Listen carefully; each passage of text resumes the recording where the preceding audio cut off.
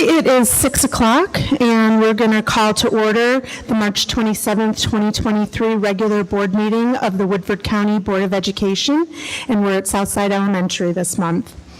For roll call, we have all 5 members present in person, and that'll lead us to the pledge.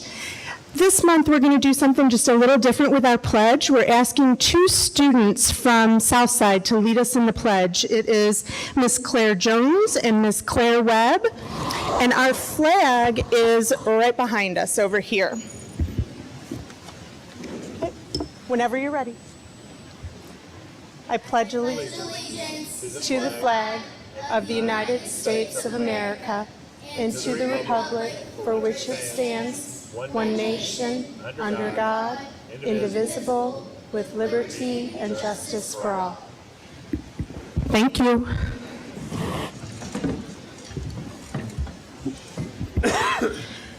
Do we have any proposed amendments to the agenda? Yes, I would propose that we move item J from the regular agenda to item E, or to right after E in the superintendent's report. So those are the changes, just so our professionals don't have to stay till the end of the regular agenda. So that would put it at E and then drop everything else just down a letter. Yeah. Right. Okay. And that would leave all the high school conversation together at one time. Is there a motion? Is there a second to that motion? Second. Second by Ms. McCown. Okay. All in favor? Aye. Aye. Aye. Any opposed? The motion passes 5-0. Okay, superintendent's report. So we're going to go on to our recognitions. We've got 3 recognitions tonight. Ms. Bailey's going to lead us through those. Hello. Okay, our first recognition is for our boys basketball team. So they were the 8th region champs, the 20th district champs, and they made it to the Final Four of the Sweet 16 tournament. The players are Nolan Asher, Brado Burton, Jonte Jenkins, Jasper Johnson, John McCreer, Matthew Mitchell, Aiden Nelson, Carson Probst, Makai Smith, Leighton Starks, Davian Sturgis, Santonio Wade, and Justice Wurtzler. If any of those players happen to be here and want to come down.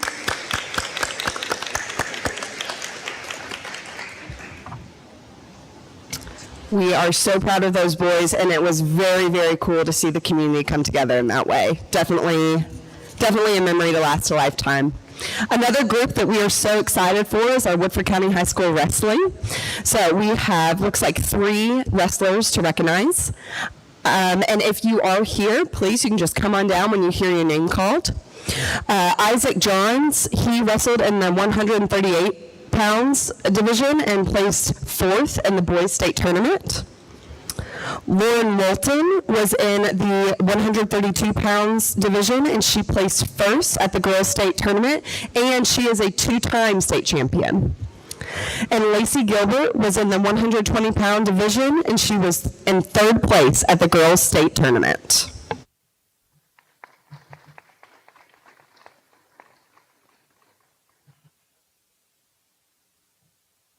Congratulations to our Matt Jackets.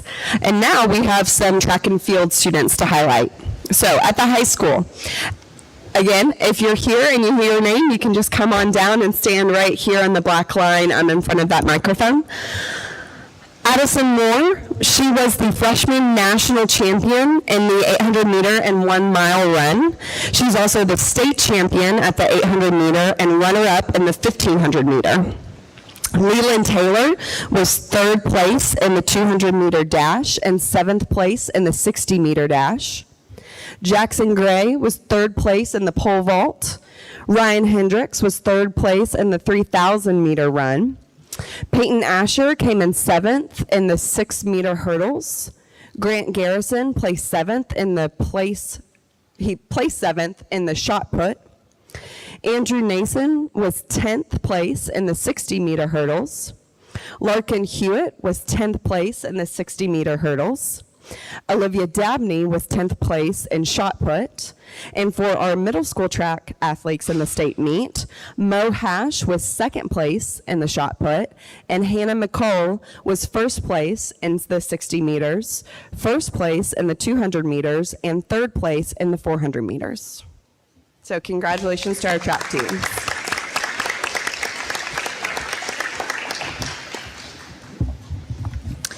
Next, we have our school performance. Yep, that's you guys.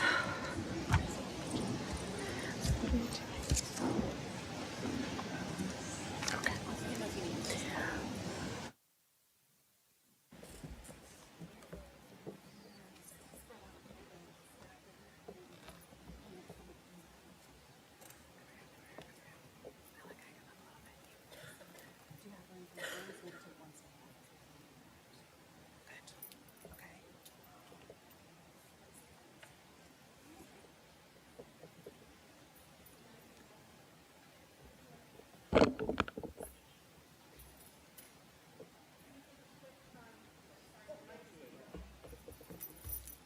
Explanation. So sorry. 5th grade just finished last week on Thursday after lots of hard work, their spring musical that we do every year. And this year our 5th graders chose to do a musical called Pirates. And so this is the opening song from their show, which they did a fantastic job of twice in the same day last week. So we hope you enjoy Pirates All Are We.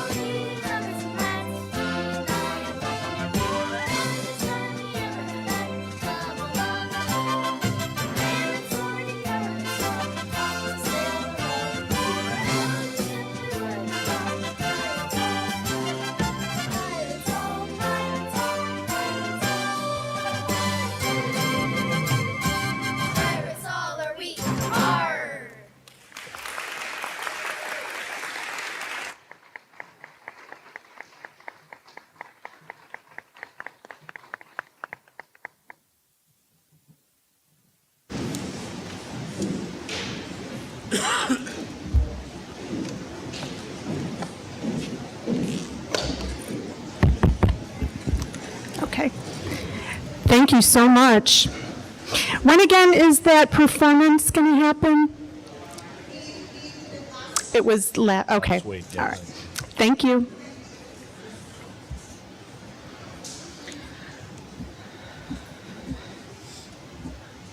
Okay, so that brings us to our superintendent's remarks. Mr. Atkins? Yes, I want to thank everybody for coming out with us tonight to enjoy that performance. I felt like I was at Pirates Voyage. I don't know, have y'all ever been to the dinner show Pirates Voyage? I was kind of looking for my chicken leg here to get started, but that was a great performance, and we always love to see our students perform and just see the things that we like to call educational experiences, and that's just a piece of that. That's what we do. So it's exciting to see the kids. I want to start out with, and it's just something that came out today, and I was on the phone with another superintendent, and he kind of threw out some numbers at me, and I didn't have any other choice but to throw some numbers at him. He's the one started it. So our ACT scores come out today, and I don't want to give any scores out simply because until all the students have a chance to see theirs, and I'm sure they have. But I still, it's not a secret, but I will say that we have scored higher. This is the highest scoring year we've had in 4 years. So I'll say our average composite was a little over 20. So a shout out to the high school for doing such a wonderful job. And when we put importance on those types of things, then our students go in and they do a great job. And just very proud of what's been going on there at the high school. So yeah, very proud of that. Lacrosse, just to touch on lacrosse, I know we haven't been able to give them, the attention that they deserve, but they're having a great season right now. All three, I guess we have boys, girls, and middle school. They're all performing very well, so we're excited to see them doing well. And I was told at Malone's right after the boys basketball game on Saturday that they made the Final Four last year, actually, so I didn't know that. So we should have given them a little more credit last year, but I wasn't made aware of that. But they're having another great season, and if I'm not mistaken, I saw they just beat Frederick Douglass last week. And I hate to throw out these names, but sometimes I just have to. I can't help it.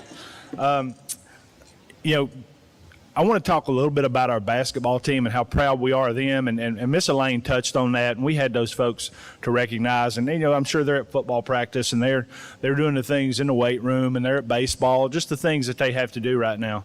But I really want to talk about the community. When we won the regional tournament and were able to put those tickets on sale, Miss Elaine did that for me. She posted the link. 2 hours? We had sold out our section.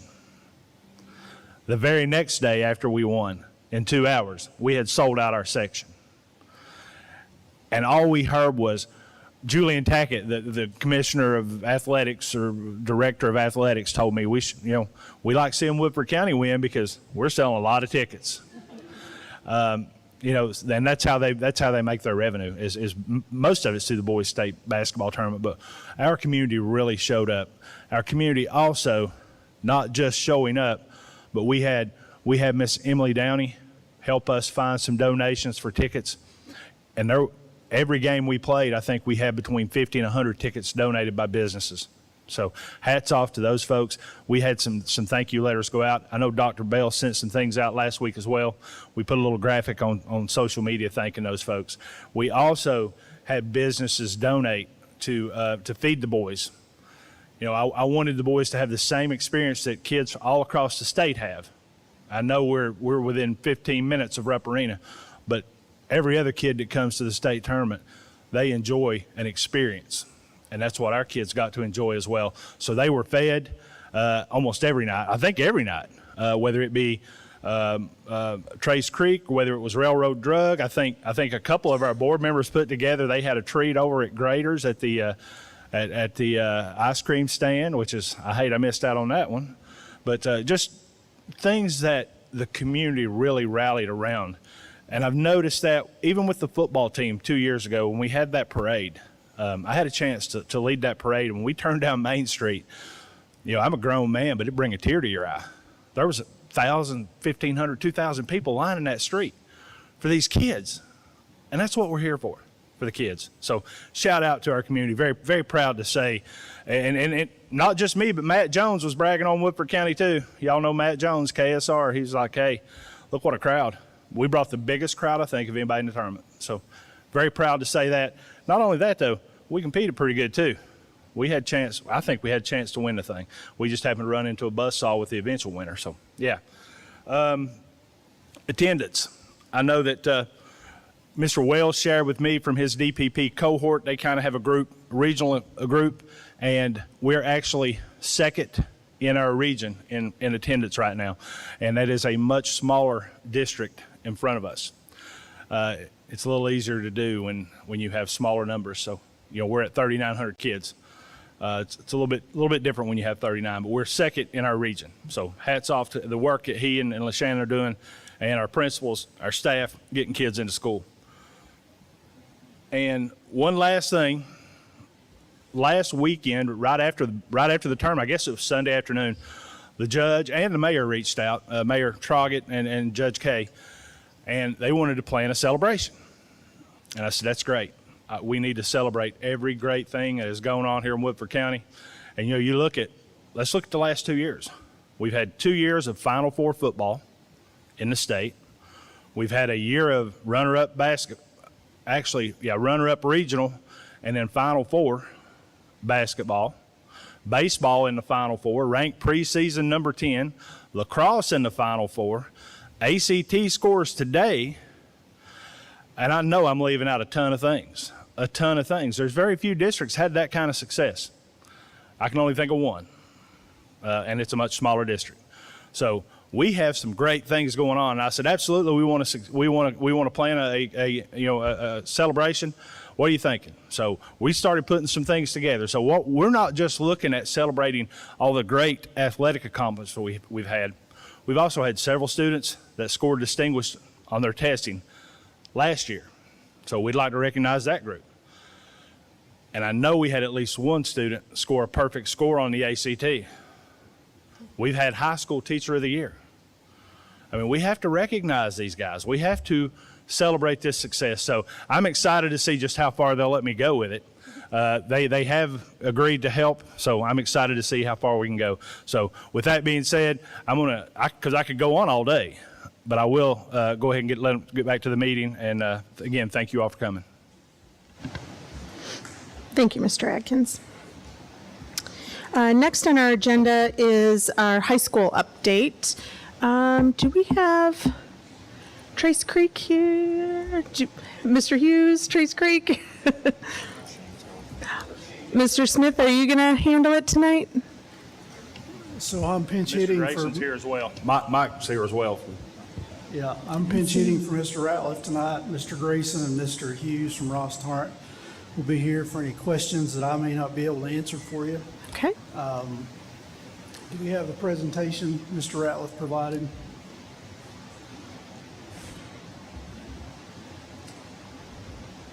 So we've been working on this new presentation type to be able to just give you a very high level update on the project each month as far as costs.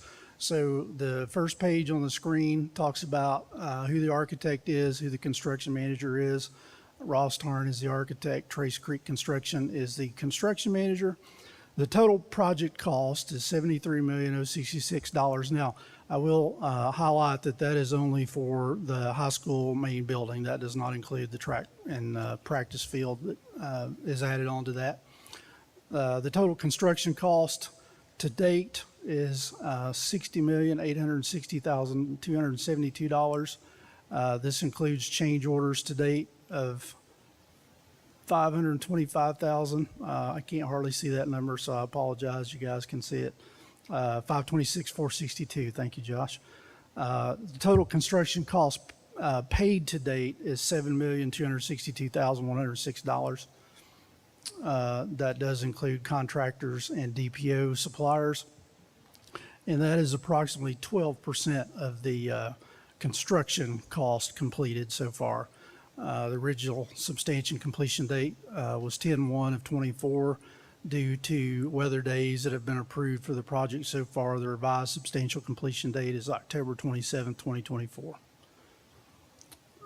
This is a high-level overview of the project with the different wings that are being worked on and the progression through those wings. As we've talked about previously, Area C is the wing that was started on, and then they will progress through the areas as highlighted on the screen.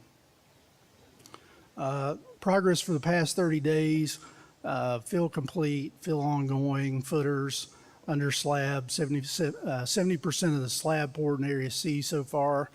First floor CMU walls going up, under slab going up in Area F. Footers, stem walls are 100% in Area F. Site grading ongoing, and then clay fill at the track and field is ongoing.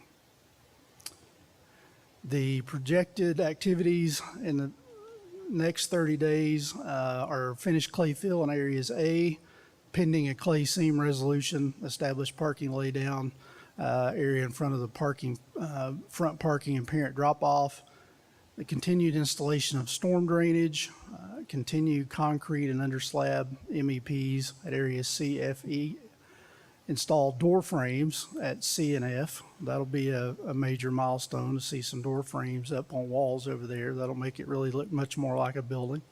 Continue CME at area C and F, steel joist erection at C, establish a temporary power at the building, and then complete fill at the track and field area. So here's some progress photos. This is Area C, which is the first floor CMU walls. You can see walls are definitely going up there. Area C, CMU walls and slab. Areas E and F are getting footers poured. These are areas F, C, and E. And then an aerial view of the entire project with some notations as to where each area would be. As you can see, the gym and the administration areas. So, any questions? So you can see that the footers are outlining those areas of C, E, and F, I think. I mean, it's exciting to see that. I know last Thursday morning at 5 o'clock, they were pouring concrete on that slab in C. So they're working. They're working. Exciting. Mr. Smith, I have a quick question. It's back on the first slide where there was that summary presented.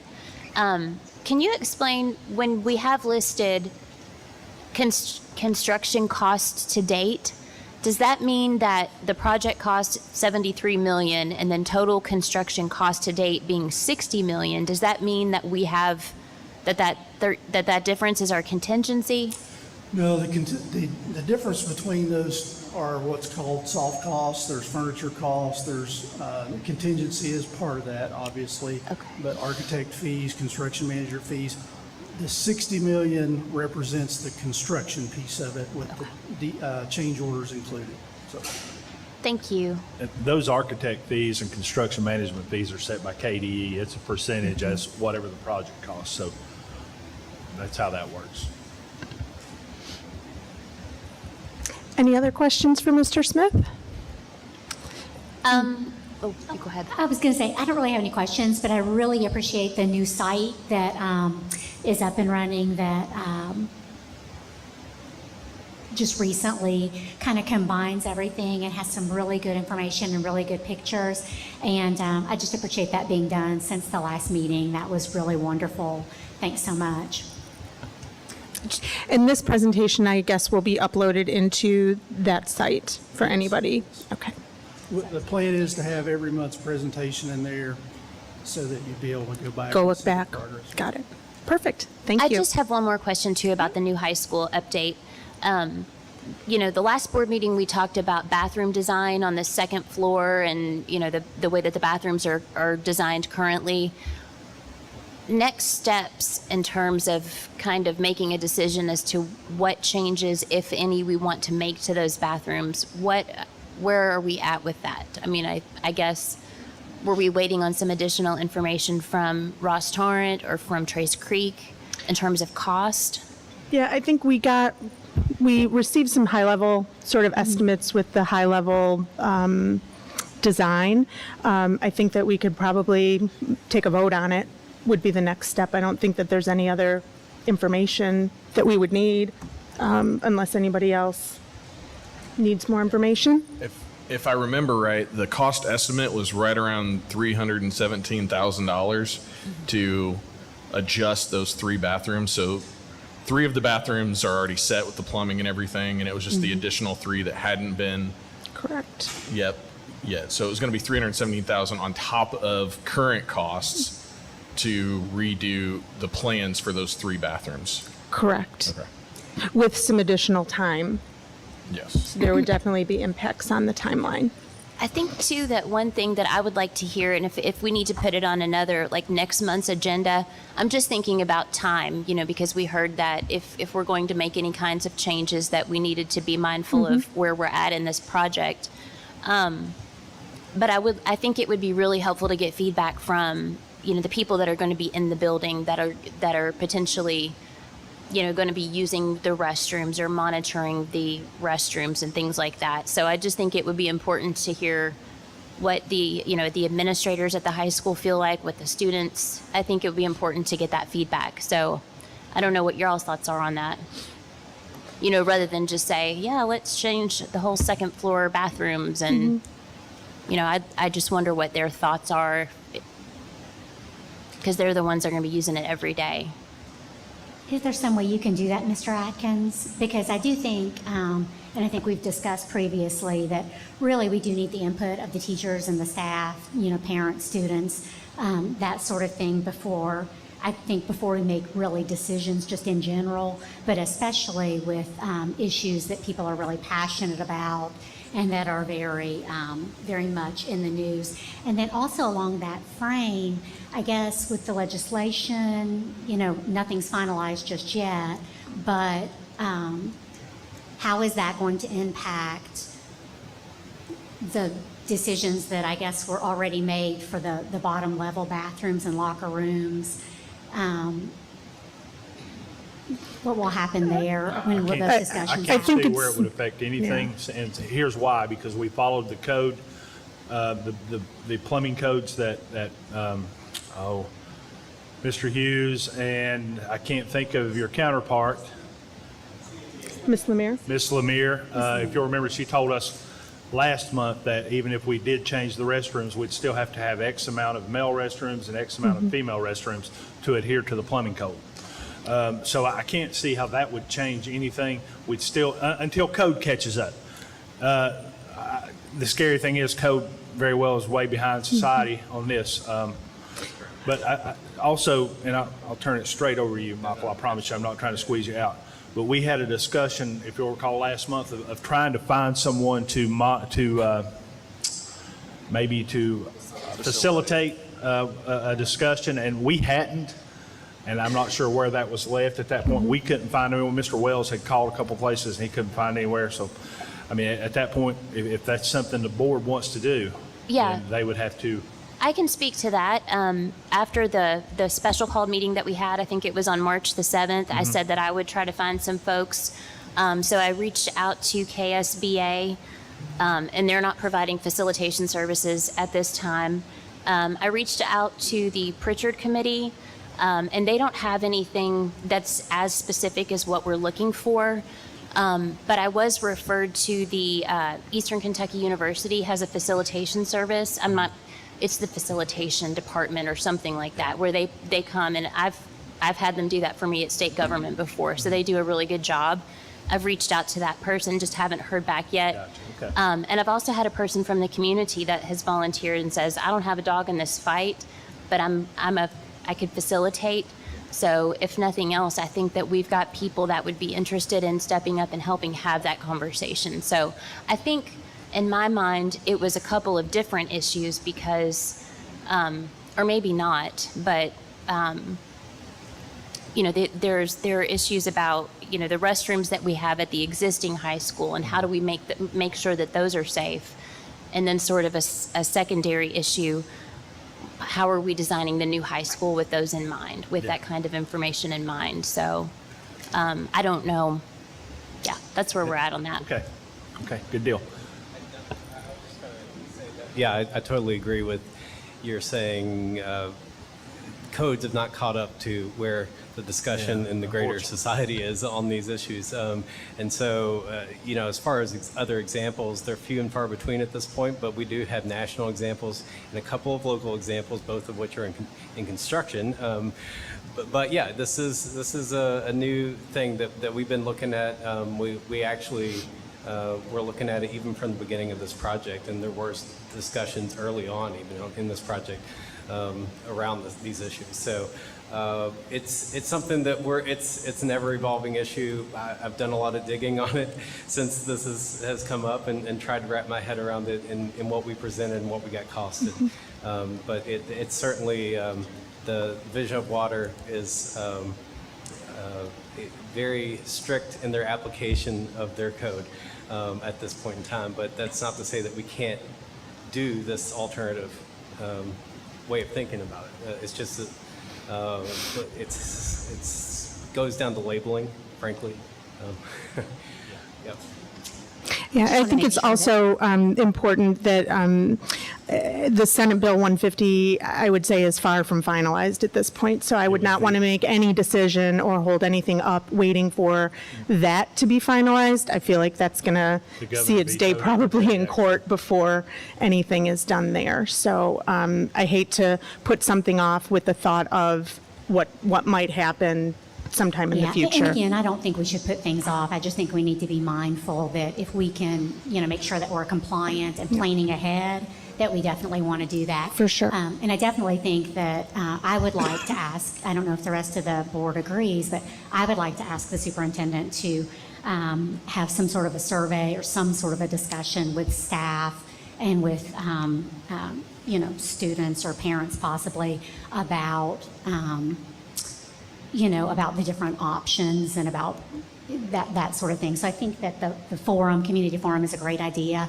But I also think just reaching out to staff and saying, hey, if we decide we're going to take the staff bathrooms and use those as individual bathrooms for everyone, where would you be able, how would that work for you with your schedule, with timing? Are there enough bathrooms if we do that? Just practical kinds of questions that I think while we're planning is a good time to do that. You don't want to wait till you're done and then go back and try to recreate all that. Quite honestly, I personally would prefer that over a public forum for it. I think that you would get more responses. I think you would get better responses, and I think you would get really a lot more honest responses with a simple survey that even could potentially go out to the community if that, I guess it really would just be parents and teachers. You're kind of taking some of the power away from the site-based council, because that's one thing they do, is they do determine space, usage, those types of things in the building. They do, for sure, and I think that's an important thing as well. As Mr. Hughes said, early on in this decision-making process, that plan was actually presented and voted down. So I do think that it's important to understanding things change and opinions may change, but that already had been discussed. Who voted it down? Just for historical purposes, I wasn't. Mr. Hughes, you can. Group was called the Leadership Committee. Yeah. It was an appointed committee that Right. made decisions based on which plan to move forward with, et cetera. Right. For the designs for the high school, the committee So if we that did can maybe that. get that information, I think that would be helpful because I don't think that was ever Yeah. shared. And the other thing, so as part of that, were the teachers asked, like, if we, say this legislation goes through or whatever, the decision is made to make all the bathrooms single stall on the top floor, were the teachers asked if they have enough bathrooms? Did we add extra bathrooms? Do we know if they have enough time in breaks to be able to go to the bathroom? Just those logistical questions I'm just not clear on. And of course, I want to make sure that the people in the building, the students and the teachers and the staff, are able to have enough bathrooms or breaks. And if we change the usage or change how we're doing things, just what kind of effects that has. Because I think sometimes we make decisions and we want to make sure that we know all the consequences intended and unintended. And so I just think that that's information we want to start gathering now. We don't want to wait until later, like what happened with the bottom bathrooms. And as almost as soon as it's brought up to the board and parents come and speak, before they even finish speaking, are told by basically, the superintendent, the architects, the board that, sorry, those decisions have been made. I kind of disagree with that comment. Again, this project has been in the works for years, and there have been multiple times that people have had the opportunity to see the designs and speak about the designs. We did have an entire community group that was voting on the designs and chose the designs, and I know there was a lot of thought, a lot of input, and a lot of time spent by those community members. So I think it's not a fair characterization to say that all of a sudden we just said it's too late. Well, I'm speaking of the bathrooms specifically on the first so am I. floor. And so So am I. specifically the bathrooms on the first Yep. floor, when parents came in January and spoke about that, we were told that Right. no changes could be made, the orders had already been Correct. placed. So I'm speaking just specifically of that, and I just don't want to get in, moving forward, I want to make sure that we are addressing these things in a timely manner and we don't get in that same position a few months down the road. It's also very important that we can't stop the project every time somebody has a rethink on a design. We have a process. We're approving designs. We're approving plans. Every time we delay, we're costing this project more money as well. This is a big enough issue to take a pause on it, but I think it's a bad precedent to set that if, now somebody doesn't like the door handles, well, we're going to have to stop everything because a parent said they don't like a door handle, or somebody doesn't like that. Yeah, and I don't think that's what's going on. I Well, just want to make sure that we have just decisions want to early make so we sure don't have to pause and that the stop. people that we're asking to participate in all of this extra work, and it is a lot of extra work, that their voice and the work that they've done is not going, thanks for your Absolutely. time. Absolutely. Now we're going to do it the way we want to do it, Absolutely. So, And I was just going to mention that we had, of course, meetings with each of the teacher groups in design development. At the time, the general feedback with the individual restroom being in each gang restroom was that puts a staff restroom closer to each of the teachers than is usually had in typical design. So that actually puts that staff restroom distributed throughout the building. So that was met pretty positively from the teachers. Do you happen to have that, are there meeting minutes, or do you have notes or anything from those Yeah, discussions? we have meeting minutes. That might be helpful to distribute those. Sure. Thank you. And those were on the previous website, but I'm not sure Yeah. if they've made it on the new one, but yeah, Okay. absolutely. Thank you. Thank you. Okay, That would be So- helpful. Thank you. all right. Any other questions on, or comments on the new high school? Okay. Then I think we'll move to item F, which is actually an action item for the new high school, and that is approving change order number 5 documents in the revised CO 17-02 for the high school.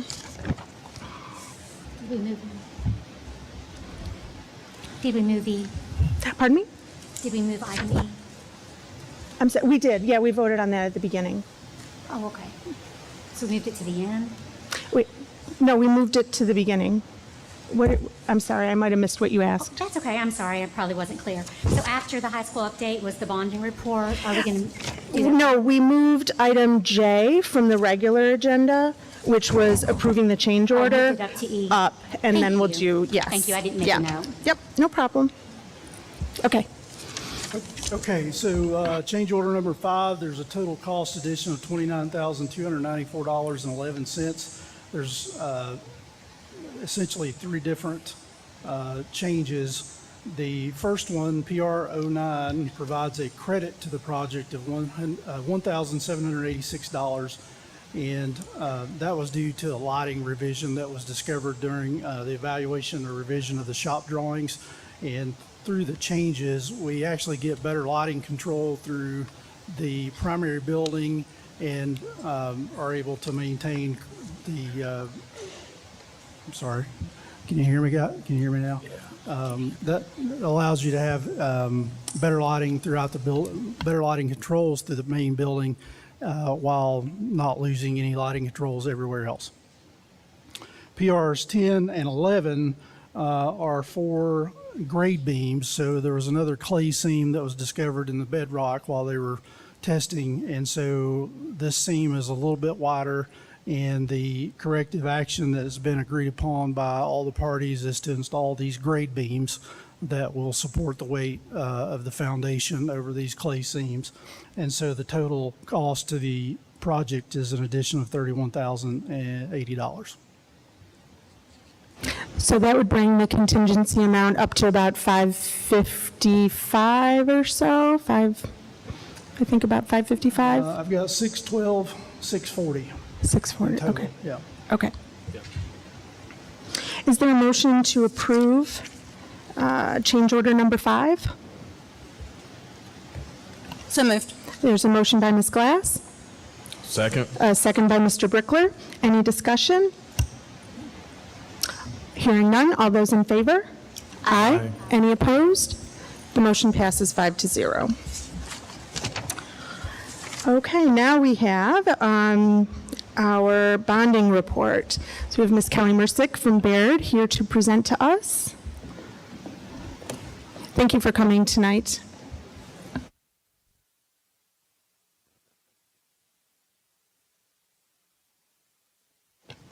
We are now. Sorry, I'm used to singing in a microphone at home with my daughter, so talking I might belt out of tune. Good evening. It's great to see everybody. Congratulations to your community on your basketball success. What an exciting time for everybody involved. I was definitely watching from afar and very proud to see you all in your community. So I have a few slides to walk through, and if there's any questions, please just pause me as we move through them just to give you an update on your existing bond issues. I can move to the first slide. So slide 1 just lists the 5 outstanding bond issues you guys have right now. I'm sorry, I'm going to look down because I can't read that far. So you right now have 5 bond issues. The first listed is your 2012A. That was a refinancing of a prior bond issue, the 2003 bond issue, which actually funded the new middle school. You'll notice on the far right column, you're actually going to make your final principal payment this coming July. This bond issue has a little bit of an anomaly and when the payments are made. So the principal is paid on July 1, but your payments are actually sent a little earlier. So I don't know if anybody remembers in fiscal year 21, you actually paid 2 debt service payments on this 21 bond issue, but you'll make your final payment this coming July. The second bond issue is a 2005 that funded some renovations to an elementary. The payment dates you can see on the far column, and you'll make these payments through February of 2026. The 2016 bond issue is your first bond issue with what's called school facilities construction offers of assistance. So you all pay about 1.3 of the principal, and the SFCC pays 1.1. The payment dates are on that far column, and this is a 20-year bond issue, so you'll pay that through 2036. That was for various renovations at elementary schools. The 2016 is a refinancing of a prior 2008 bond issue that also funded renovations to an elementary. That's an all-local bond issue, and you'll pay that through 2028.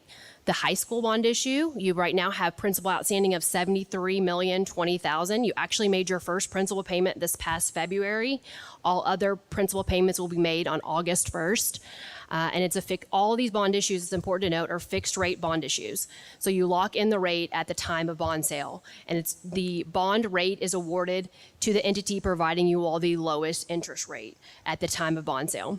And then the bottom, I noted, you will actually paid off your 2012 B bond issue last June. That was related to the land for the new high school. So that was paid off last June in 22. So on page 2 is just the corresponding debt service on all of the existing bond issues. As I mentioned, the 2012A had that anomaly where you actually are going to pay your last payment in fiscal year 23 when the payments, the check is actually sent or wires made. The 2013 refunding, that was one of the bond issues that we defeased to help us afford the high school project. Same goes for the 2016 B refunding. On the far last 2 columns before the yellow column, those are the debt service related to the high school project. The first column is the debt service supported by the traditional restricted funds, and the column before the yellow column is the general fund debt service, or what we estimate it to be. That will change over time depending on how much money goes to your building fund, and we'll highlight how much that's changed over the last couple years on a subsequent slide. So in fiscal year 24, we're estimating about a $367,000 debt service payment supported by the general fund for this bond issue.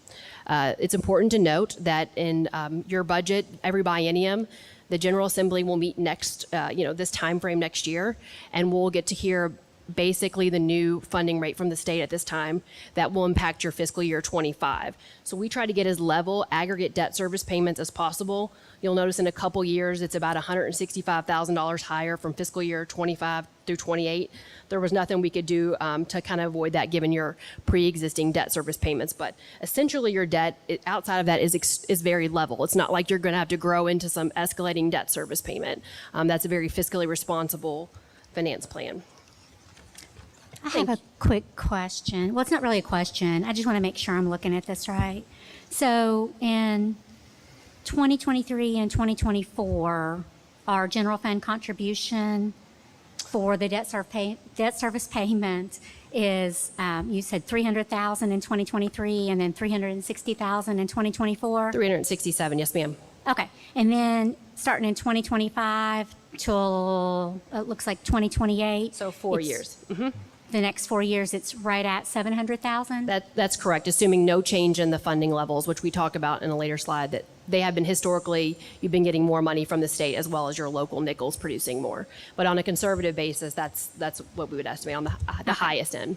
And then from 2029 till 2053, it's about $500,000 each year from the general fund? Yes, ma'am. Okay, I just wanted to make sure. Yes, Thank you. Yes, ma'am, that's correct. So page 3 is just the graphical representation of these debt service payments. You'll notice the big orange on the bottom is that final payment on the middle school. Yay, paying that off. The biggest the lion's share is the green for the high school, and you can see the dark blue at the top is right now what given the current revenue, what's supported by the general fund, which will likely change over time. I had a quick question. Yep. So right now we're kind of maxed out on our bonding. Everything's going right now, but you said that we're going to start paying off some things. Do you have kind of an estimate of when we might have some bonding open back up? If everything goes well and, nothing crazy changes, do we know maybe when, if we had another project or we had something come up? That's a great question. So we're really going to wait until next March or April when the new funding level gets going, and or when we know when the new state funding level is. It's called the Facility Support Program of Kentucky.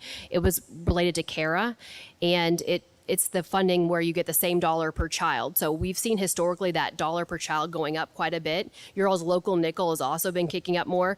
But if FSPK grows at what it has done over the last couple bienniums, you'll be freeing up a lot quicker. We've been using very conservative estimates that FSPK has only been growing at 4%, when the last two budget cycles it's 10 and 11%. So if you guys get to that level, there might not even be a general fund payment in a year or two, and then that would be new capacity for projects. Yep. Thank you. Paige? I'm sorry, just to kind of piggyback on his question. So if we need to borrow, say our roof at the middle school needs to be replaced next year, would we be able to bond for that or no? Would we have any bonding? Well, we only used 80% of your, the calculation right there is 80% of your capital outlay. So you also have that available. That can be used for debt service payments. You can't borrow against it, but that can cover debt service payments. But if you needed to do a roof project, it would likely be covered from your general fund, any debt, but you could borrow for it. There's no restricted capacity available at this point. Okay, so we couldn't, what's our bonding capacity, I guess? Like right now, is it zero? Right now, could we're we looking bond at it, is zero? there no capacity until we know a new budget, and then we'll know a new funding levels that will impact what money goes to your building fund. Okay, so next year we'll kind of March, know if right? Yeah, March and Next April is when March. the new Facility Support Program rate of Kentucky comes out. Okay, so right now we would think probably about zero, and then next year around We'll March know, or we'll have a April. better we'll come back at this similar time meeting and give you an update on your funding levels at that point. Okay, thank you. Yes. So page 4, is a history of the building fund revenues since 2016. So in 2016, you'll notice at the top of the page, the assessments. The local assessments was about $2.5 billion, and the FSPK rate per ADA was $374.50. What that means is they wanted $374.50 per ADA going to your building fund. So the first calculation they do is, what does your local nickel produce? And they take that calculation and then they come up and kind of do an offset or a match to get you up to that equalization rate of $374.50 per child. So back in 2016, your local nickels, you have two, put each $1.2 million in the building fund. Your state FSPK, each equalization accounted for a little under $150,000. Flash forward, you can look to where we are in 23, where your assessments are about $3.4 billion. So they've grown $900 million over this period. And right now, your local nickel puts in almost 1.7 million. You have two local nickels, and then the FSPK in that fund was each $193,000. So compare in 2016, it was about 2.8 million in your building fund. Now we're almost 3.8. It's basically increased about $1 million over that period. And we'll talk about how FSPK changes over the time period. I have a question on this one. I guess it's assuming certain things on assessment, right? And certain things on our daily attendance. What if our assessments don't continue to go up as much, or what if our attendance number is lowered? How would that kind of affect some of these numbers? Well, so there's no forecast on assessments. These are the firm assessments. Assessments are pretty much indifferent. And there's a slide later on that talks about the funding you get to your building fund is truly based on your attendance and then the state average. They want an equitable amount of resources, whether or not you're in a small rural county or you're in a larger, wealthier based tax county. They want the same dollar per child. So if your ADA went down, your local nickels would not change. You might just get a little less from that state FSPK. But if your nickels flatline, you're still going to get the same amount of money. These are not forecasted numbers. These are actual assessments. Okay. Well, what happens if our actual attendance does go down, though? Does that affect our, like, the funding that we get? Yes, it would affect the money to your building fund. Yes, ma'am. Okay. Yep. And just one other thing on this slide, you'll notice in fiscal year 21, typically your debt service payments had been about $2.5 million per year. And as we mentioned, you paid that extra payment that year. So the debt service in 21 is is about 4.4 million. And then it went back down to 2.5 million. So that was that anomaly year where you guys sent 2 debt service payments. So FSPK has been experiencing healthy growth since 2004. So on the far right-hand side, there's a history of FSPK changes since 2004, 6 biennium. So the average has been about a little under 6.5%. The last 2 budget cycles have been 9.5% and 10.9%. So what basically what it means is that they take all of the assessments in the Commonwealth, and this is in statute, and they take all of the ADA. And the way CARA was written, it says we need to have that funded at 150% of the state average. So right now, they want property values of $1,016,000, and there's an extra zero, I apologize, I didn't catch that. So that the $1,016,000 go into the building fund. And if you produce that, you do not receive equalization. So typically, there's less than 10 districts in the state that do not receive equalization.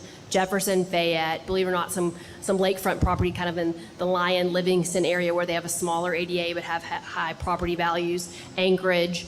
But their property values produce that 150% of the average. So they do not. You're in the bottom table, you'll notice Ural's per pupil assessment, that's your state assessment divided by your total ADA, is $911,945. So you do qualify for FSPK funding. That's why over that time we've seen healthy increases to your building fund.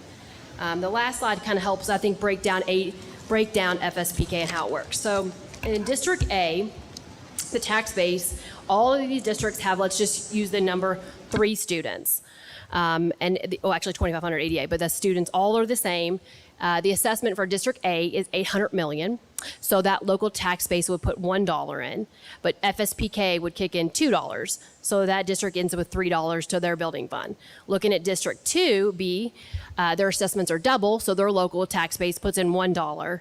State kicks in the $1 for $3 to their building fund. And finally, District C has a healthy tax base of $2.6 billion, so they're well above that state average. So that all that money to their building fund comes from their local sources. Your all's healthy tax base, there might actually become a time where you all grow so fast you might not get equalization from the state, but you all have a very, very healthy tax base. If you're looking at this chart, would Woodford be like which scenario? You'd be closest to, between B and C, very close look what your nickel produces. It's multiple times. It's 1.7, right around 1.7, and you're getting 193,000. So you're definitely moving to the other side. But across the state, as we've seen, most of the state, I've seen some districts grow at, 10% on assessments recently, and that's just, everyone hears the housing market's still pretty strong. If we flip back to page 5, so we're basically District B scenario, because we're under the 1,016,000. What would happen if we were over that? Like, say we were 1,017,000. You would just, all of your local nickels would produce enough. That would be each one of your ADA, you're getting $508 per ADA to your building fund. So you would not qualify for equalization. So the state is indifferent whether or not that $508 comes from your local tax base or your state. They just want the same dollar going to the building fund, indifferent of the source. So either way, we're getting $508, whether we're A, B, or C. It's just how that's made up of. Yes, ma'am. That's exactly. They're indifferent of the sourcing of the funding. They want the same dollar per child, no matter where it comes from. So if you flip back to page 4 and say we move over into that scenario and we lose the state FSPK funding, does that affect any of the numbers on the second set of charts? Your assessments would be going up, so you'd be getting more money from your building fund. So you'd be getting more money. to your building fund, just from your local tax base. Because you don't have to give any of that, do we have to give any of that back to get down to the 508? No, ma'am, you do not have to give any of it back. Okay. So it's always a net zero. Correct. Until we actually exceed, and then we could start getting more into the fund. Does that make sense? Well, it sounds like, though, it's equalized, so it would be, instead of having more into the fund from state equalization, we would be providing all of it locally. So it would That be is- on the backs of our local folks versus, Correct, but it's not an increase in any, it's just that the assessments go up enough that we don't need the subsidy. But it's not any increase to any, it's not, I'm not paying anything more than I would have. It's correct. just what the assessment has It's just produced. a function of your assessments, Right. and your PVA does your That's what your assessments. PVA assessment And- does, and, that's why you live in Woodford County. yeah, it's kind of a wanna shift see your from equalization property by the value state to being funded by local taxpayers. It's all You're- equal. Your comments are correct. When you have a wealthier tax base, usually your local is going to be paying more than the state. That's just the way the formula in CARA was written, that, wealthier tax bases they want the same dollar per child, whether it's SEEK, whether it's Right. FSPK funding, and usually that's the case when wealthier tax base, or stronger tax bases typically have the heavier load on it, heavier burden. Yeah. Okay. So Mr. Smith and I keep in regular contact, and when we start getting new numbers from the budget next year, or that funding, we're estimating at least a 4.5%. If that's what we did the finance plan on, but we feel like comfortable it'll be well above that. FSPK increasing more. Okay. Thank you, Ms. Mercick. Any other questions or comments? Thank you. Thank you. We appreciate your time coming down here. Thanks.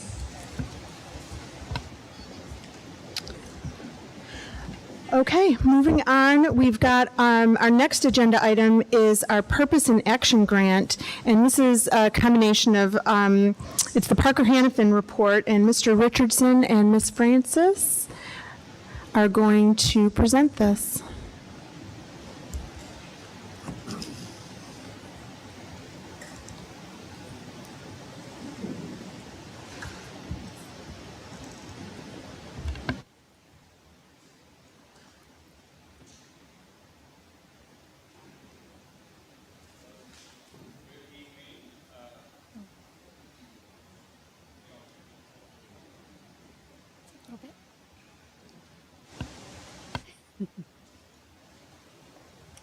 Good evening, everyone. My name is Connor Richardson. I am one of the ag teachers over at the high school, and I have been blessed to work with these students throughout this year with the Purpose in Action grant, and these students have done absolutely incredible work, and I have been fortunate enough to be the teacher working with them, but they are actually doing all of the work. So I'm going to get out of the way, and I'm going to let Wesley Sturgill, Hunter Davis, Gavin Barrows, and Gabby Villarreal share their experience, and then I'll kind of touch base at the end. You're going to use the mic. You can scoot it.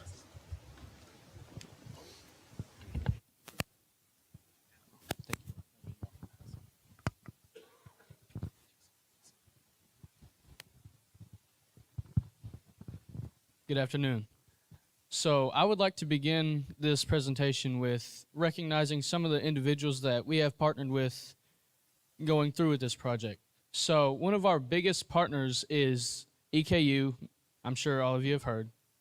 Their occupational therapy team has partnered with us in giving us more knowledge and becoming more aware of disabilities, not just you would see every day, but as well as stuff that's hidden. You may not even know someone will have a disability. They can walk through as a normal person and you'll never know. Another one of the big organizations that we have partnered with is Berea Makerspace. They have provided us with some of the resources and materials like experts to help us go and make a model to create designs, modeling, prototyping, the whole kit and caboodle. As well as their resources, they have a lot of CAD 3D modeling. They have electrical shops. They have a whole workshop that we can go and access for free just by doing with this project.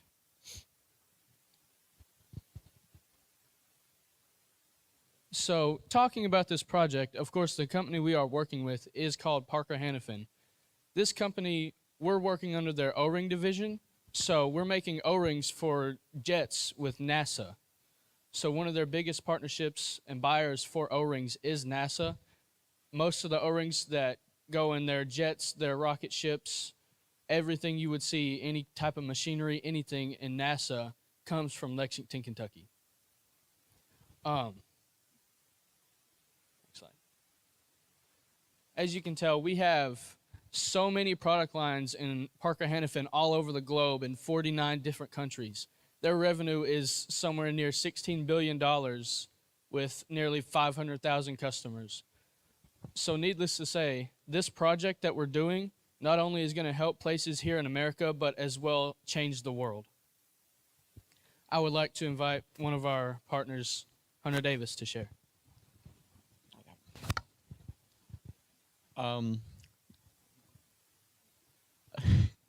So what we are trying to do is work on, our main priority is the work cell division. This is where they go in and inspect all the O-rings, but we're also going to be trying to work with the building to try and make it so it's more ADA compliant so people can easily pass through the building without any trouble or problems. And so if you look closely and the method operation in Section 3, Part B, it says parts too small to be held efficiently for inspection may require the use of an inspection rod. The problem with this is some people do not have full control of their hand and mobility, so what we're trying to do is make it into a universal design. This basically just means everyone can use it, whether you have a disability or not, and so what we're trying to do is eliminate the use for an inspection rod, but include something that can help the employees do their job efficiently, whether they have a disability or not. And as you can tell, we brought Gabby and Gavin to Parker Hannifin to try and go through, see sort of problems that they would see that we wouldn't be able to see, like bathrooms, doorways, and everything that we wouldn't be able to see, but they would. So I'd like to pass it on to Gavin.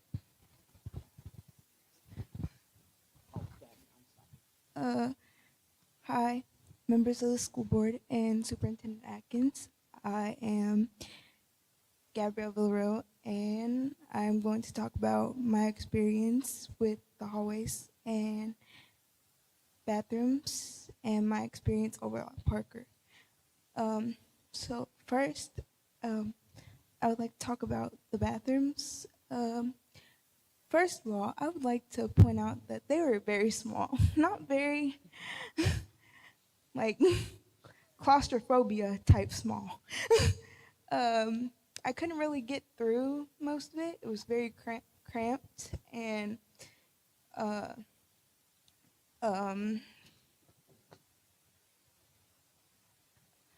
very hard to fit into, especially with like the doorways and the stalls. And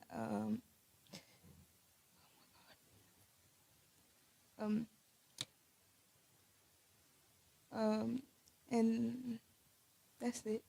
With all the hallways. Oh yeah, I forgot. So with the hallways, some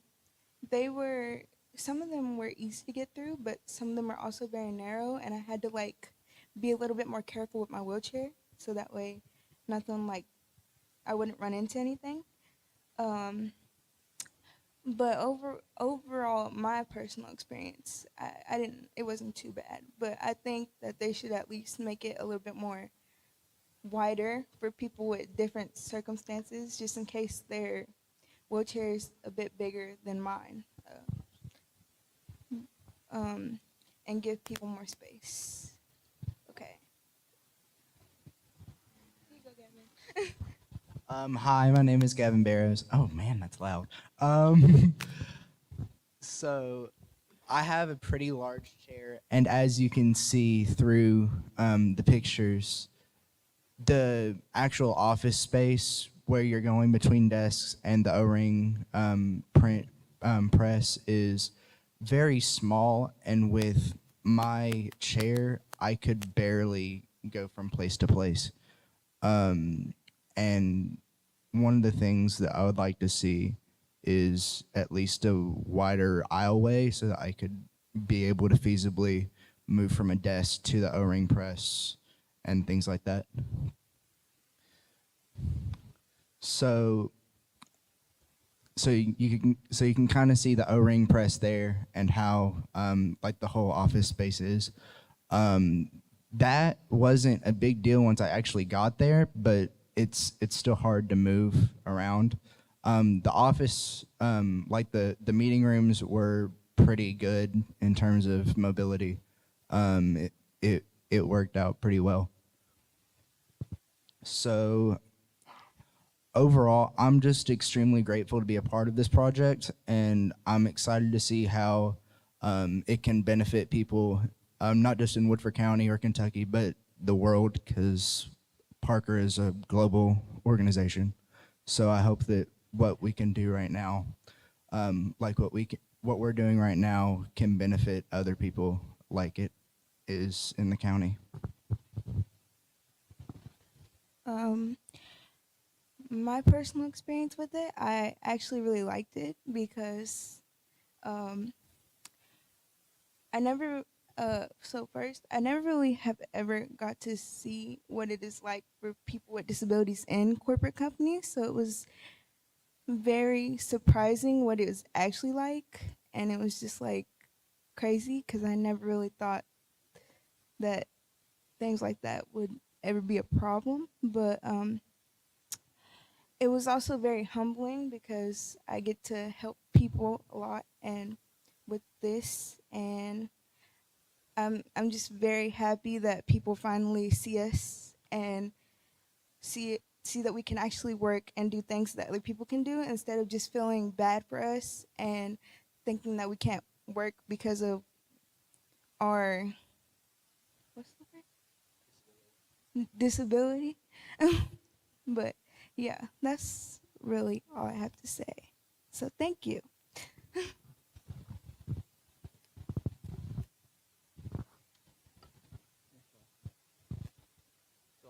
Touch back on to the universal design idea.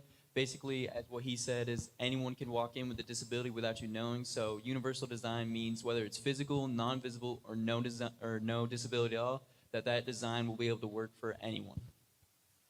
And changing our view of the world, it definitely opened up my eyes to everything, because once we brought Gavin and Gabby to the place, like everything we had to check to make sure that they could be able to work there without feeling like they're gonna mess up or break anything or run into anything was just really emotional and enlightening for me. Something that really touches my heart with this project is most commonly nobody really sees that people with disabilities are extremely overlooked in this world. As we've seen, their firsthand experiences going into the workplace would be tough in their normal life after high school. So knowing that we help in this kind of gives me a second look at growing up and doing stuff in the future. Another thing with the future high school graduates of Woodford County High School will be certified on this model that we will be making. Parker Hannafin is going to donate a copy of the work cell that we build. That way students can check off that college or career ready box in need of graduation. So not only are we helping in the workplace, but future students here in Woodford County can graduate easier. Maybe they're not the best at academics. They can graduate and go straight into the workforce. I would just like to add that as a teacher, we go into education because we want our students to go make a change in the world once they leave the walls of the high school. And these 4 students, along with the 30 other students in my class, are making a change right now while they're in high school. And that's starting here in Woodford County, and it's going to go across the globe. And I'm just so excited, and I feel incredibly blessed. I've been over here trying to not tear up, just listening to them talk about their experience. But it is fantastic. They're going to go present, and they're competing against one other school in this, and they're going to go present in next month in April, and they're going to win. I have no doubt in my mind because of the work that they have put in. And then we're going to bring back the work cell and train all of our students next year. So if y'all have any questions, these individuals would be happy to answer them. I just would like to start off by saying I don't have any questions, but I am beyond impressed with each and every single one of you. All of you speak so well. I mean, a lot of people your age and a lot of adults aren't comfortable speaking in public, but you four did an amazing job. I feel like you could go into any business, any company, and give this exact same presentation to them. And I mean, it's the same kind of or better quality than what we see, every day out in the workforce. So I'm just thoroughly impressed. You all did a great job.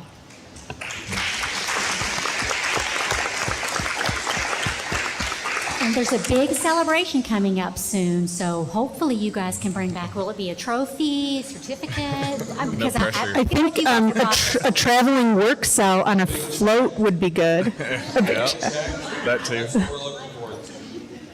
Yeah, I would echo Ms. McCown's comments. I work with engineers every day, and they're making presentations to us on why we should buy equipment like this. This is about as real world as you could get, and you guys you blew it out of the park.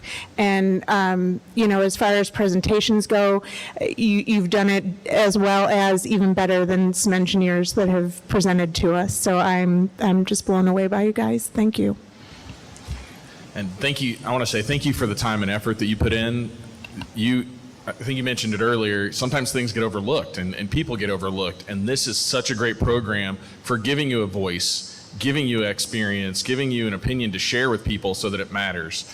So it's so important. I hope we continue to do this forever and continue to build on it, because what you're starting here is immense, not just for Woodford County, but for everybody. So thank you so much. Mr. Richardson kind of took the words out of my mouth. As I was sitting here listening to your presentation, I thought, they are changing the world, and you are definitely changing the world. I think something else that's also that you're bringing back to our school and our community is your statement of inclusion. Like, you guys are working together, you're including everybody, you're making sure that everybody can be successful, and I think that's something amazing. And I want to hear about this competition, so make sure you let us know how you do. They're going to do great. Good luck. Thank you all so much. To all of our OT and PT and all of our special ed department over here, thank you to you guys for providing more Real quick. Thank you, Mr. Richardson. Changing the world 110%. These are our first folks on our new podcast. We come to Mr. Richardson with this. This is above and beyond what he typically does in his ag classroom, so thank you very much. Thank you for putting this amazing group together. Thank you guys. You've been awesome. You really have. And thank Ms. Francis. Just happened to have this connection, and KDE reached out to us. So I told them we can't tell too much about the project because we're going to win the competition. We're going to win our secrets. So keep up the great work, guys. I'm so proud of you.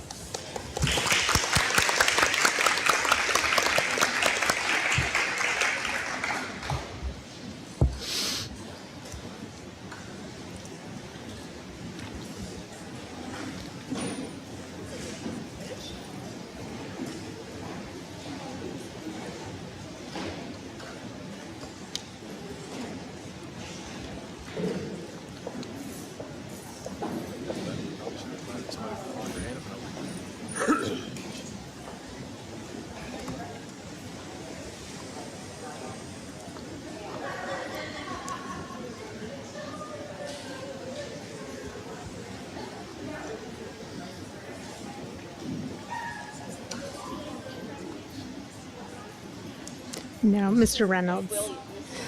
So next on our agenda, and boy, you got something to follow here. Mr. Reynolds is going to give us our Southside presentation. I know it'll be just as good.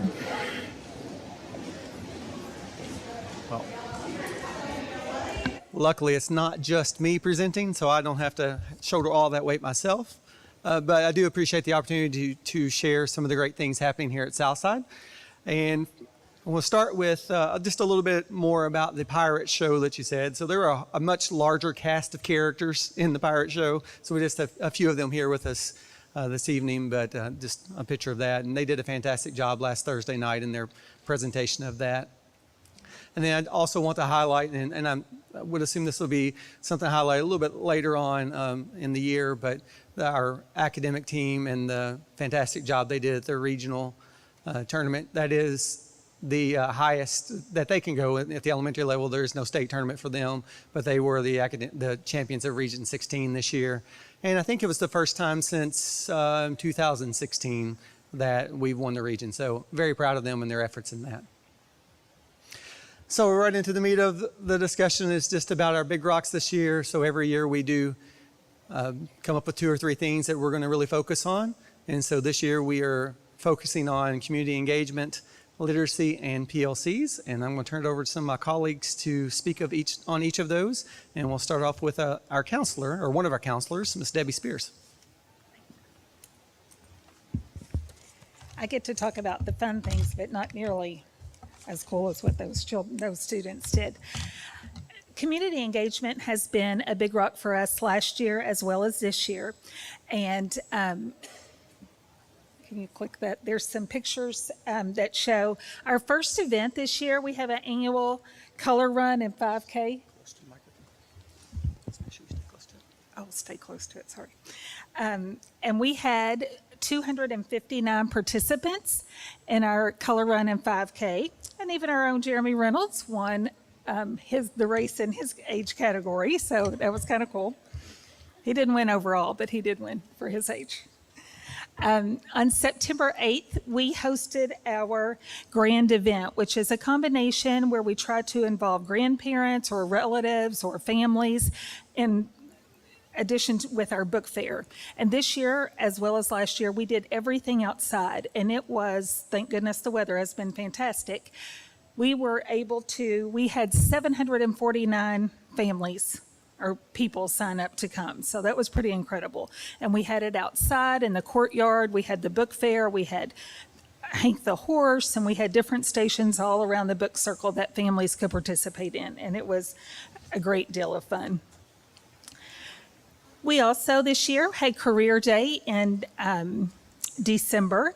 And we had 28 presenters from our community, some parents, but a lot of community leaders.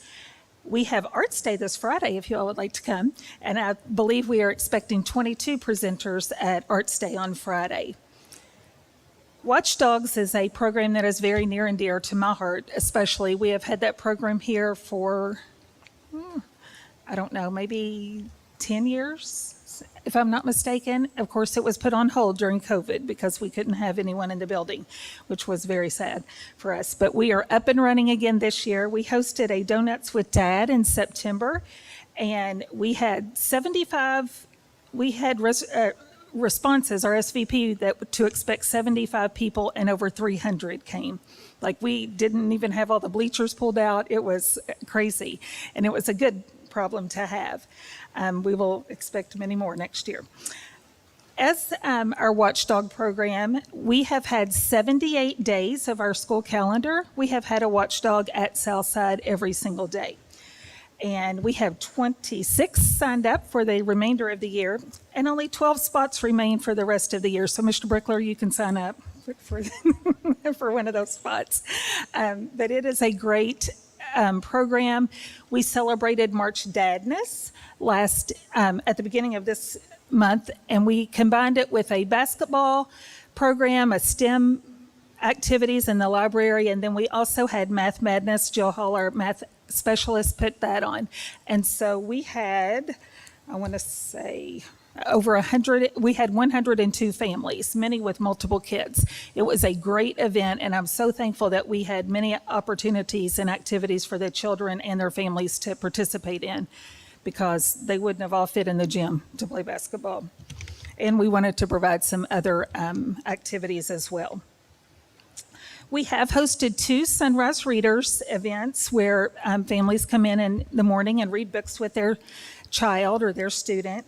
We had to cancel one because it was the day of the Sweet 16, so that was okay. We were good to cancel that. We were expecting 125 that day, but that was a great reason to cancel. On Veterans Day, we had 68 veterans at our Veterans Day assembly, it's absolutely my favorite assembly we ever do, always. It's fantastic. And we are getting ready for our wax museum, our 5th grade wax museum in April. and our kindergarten and first grade art hop in May. So we have had lots of opportunities for community engagement, and the more the better every year. Do y'all have any questions about those?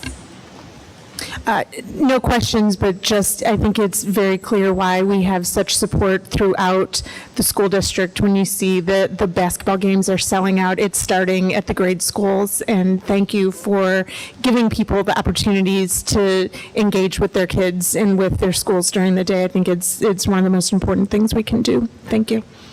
Thanks. Yeah. Oh, go ahead. Sorry. Well, I was just gonna say, I'm gonna take my school board hat off real quick and put my dad hat on, because the amount of work that you all put into letting us have this type of engagement and letting us come into the schools. I mean, I've done watchdogs, all the things you did, because I have 2 daughters here. So I just want to thank everybody for putting the amount of work and just opening it up to us, because not every school offers dads the ability to come in and be involved. And so it means a lot, and mothers as well, but definitely, I'm just being selfish right now. I like that I get to come in and spend time with my daughters and read to the classrooms and do all that. So thank you so much for everything you do. Absolutely. And we have several grandfathers. We had a grandfather today. Yes.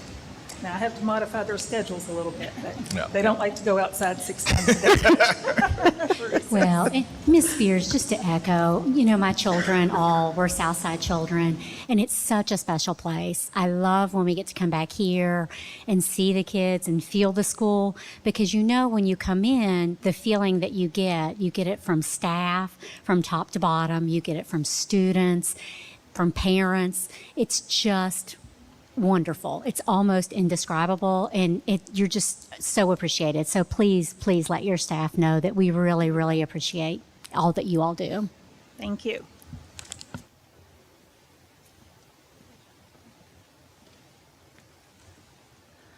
Okay, so can you hear me okay?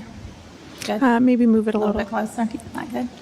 All right, so Mr. Reynolds gave me the opportunity, thank you very much, by the way, to come up and talk to you all about literacy and some initiatives we're doing here at Southside this year. So this is a little friend of mine I get to start my morning off with every day, so it's one of my favorite little buddies. If you can go to the next slide, please. So last year, Mr. Asher got a cohort of early elementary teachers and reading specialists to take part in a professional development for shifting the balance. So we're taking the balanced literacy classroom and we're bringing in some science of reading, how kids learn how to read, and taking some of that new research and looking at what are some materials we can purchase that would help us do better, right? And do what we're already doing, but also maybe shift some of the things we're doing in the classroom to support our K-3 Tier 1 as well as our interventions. So our goal is to ultimately, solidify the foundational skills for these children, K-3, so that, we can produce, successful, fluent readers and writers moving forward. Go ahead. Thank you. So we use Tier 1 data, universal diagnostic data to help us determine strengths and deficits and focus areas of instruction. We know that gifted students usually take about 1 to 4 reps to learn something new. Typical learners, 4 to 14 reps. Struggling readers, 14 to 40.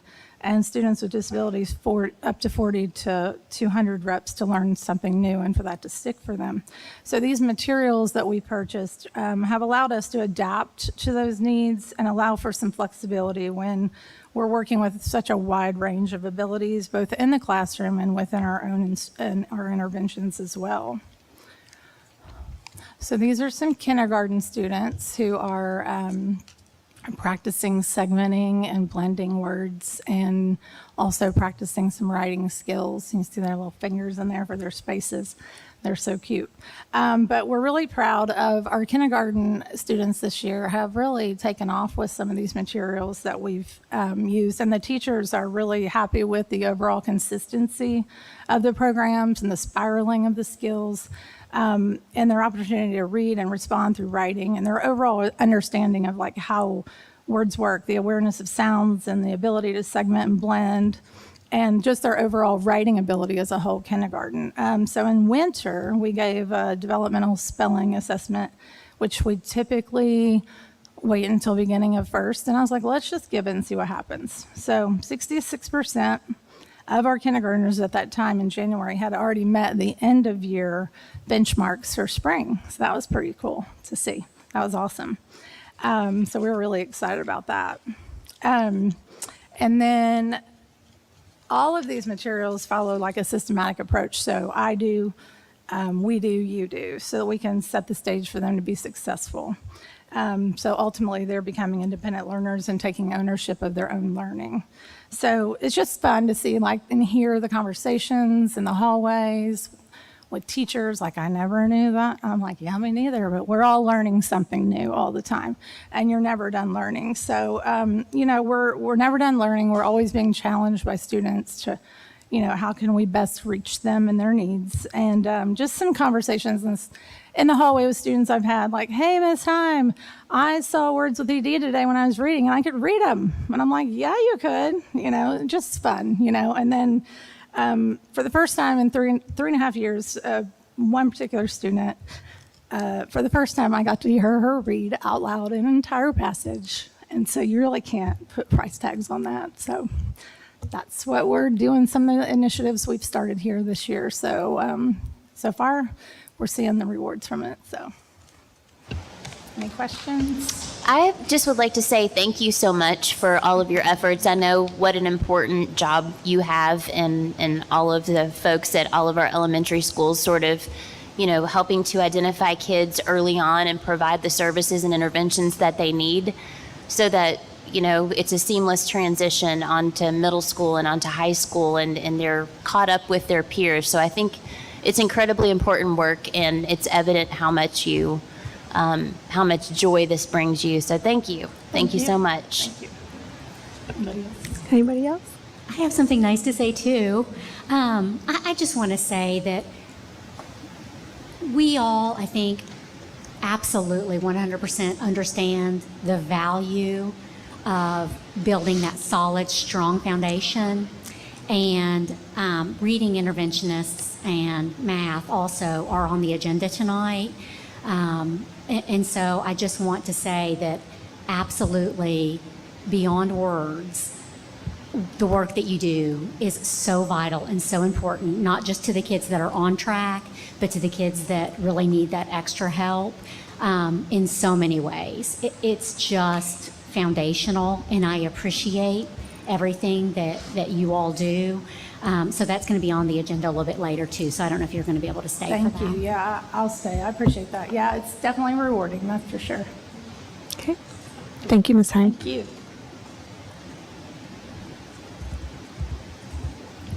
All right, I'm David Beatty. I'm the academic dean here at Southside. I'm going to talk about our last big rock, professional learning communities. We just call them PLCs.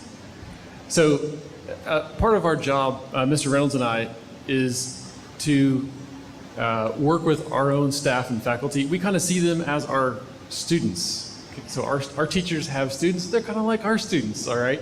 So this is not a real PLC meeting, and they're not all this fun, all right? But we aim to do that, all right? We aim to keep them fun. This was one of our faculty meetings earlier on this year. But one of the things that we do in our professional learning communities is we meet together. And so it's usually a grade level, you know, like second grade or third grade, they meet together. This is where our teachers really geek out. So they look at, we'll see these slides in just a minute, but they really dig into how students are performing and data and all that kind of thing. But they have a lot of fun too, all right? And this is a picture of them having some fun. So next slide. We measure, all right? Mr. Reynolds and I actually got measured this year by the team that Jill Hall, our math interventionist, works with. So this is us getting measured. But we do, as teachers, we do a lot of measuring, progress data, progress monitoring, lots and lots of data. All right, so these kids are collecting data, but our teachers actually collect data, and they use that data to inform instruction so they can be better teachers. And then this is Ms. Heim back here that you just saw speak. This is her working with some kids. This student is not on the phone. This is a little plastic piece that lets a student hear themselves speak as they read. She uses these all the time, and she's the expert. I could let her tell about it. But this is her working with students, and this is just an example of assessing all the time. We're constantly, how is this student doing? How is this student doing? That helps inform instruction and helps our teachers be better teachers. And that's a big part of our professional learning community. And obviously, continuous improvement. So the whole point in these professional learning communities, these teams are just continually getting better and better. We're never satisfied. It's not enough. We want to look at the data, we want to look at our assessments and make them better and just keep on getting better and better. So we had a really big focus at the beginning of our year this year. We kind of did an overhaul of our PLCs because they had sort of evolved into just a meeting and we would talk about other things and do some planning and that kind of thing. But we really focused in again on the things that I just showed you, the assessment and the data and that sort of thing. These are the questions that we ask in our meetings, in these PLC meetings. They seem really basic, but what must students learn? What should they be learning? All right. How will we know that they've learned it? Because we can't just teach and say, well, I hope they got that. You know, we have to make sure that they've learned it. And then what are we going to do for the students that haven't learned it yet? And what are we going to do for the students that already knew it maybe when we started this unit or this module or whatever it may be? So we look at kind of both ends of the spectrum, students that haven't got it yet and students that already knew it. And then we look at how we're going to help those students. All right, these are the big three questions. And our last one, thank you, is we have actually added our special ed team, some 4 members of our special ed team. And they previously were not a part of these meetings that we had every week. And so we had to, and by we I mean Mr. Reynolds really, had to recreate some things in the schedule, kind of move some things around. And these 4 amazing teachers had to do that same thing. So now they're able to join these teacher geek out meetings, our PLC meetings. And so they really, really add a whole nother layer there that is fantastic because they can say, well, this student was, you know, this really benefited this student or this group of students. So we've added them into these meetings, which has been a really, really big improvement. And we're really happy with kind of where we've come this year in these professional learning community meetings. All right. And it's going to be on to Mr. Reynolds. Thank you. Thank you. So that kind of concludes our big rocks that we've been working on this year. And I do want to just take a moment to talk about something that I consider a success story that we've been working on for the last 6 years since I've been an administrator here, and that is our Tier 2 and Tier 3 processes and structures that we have in place.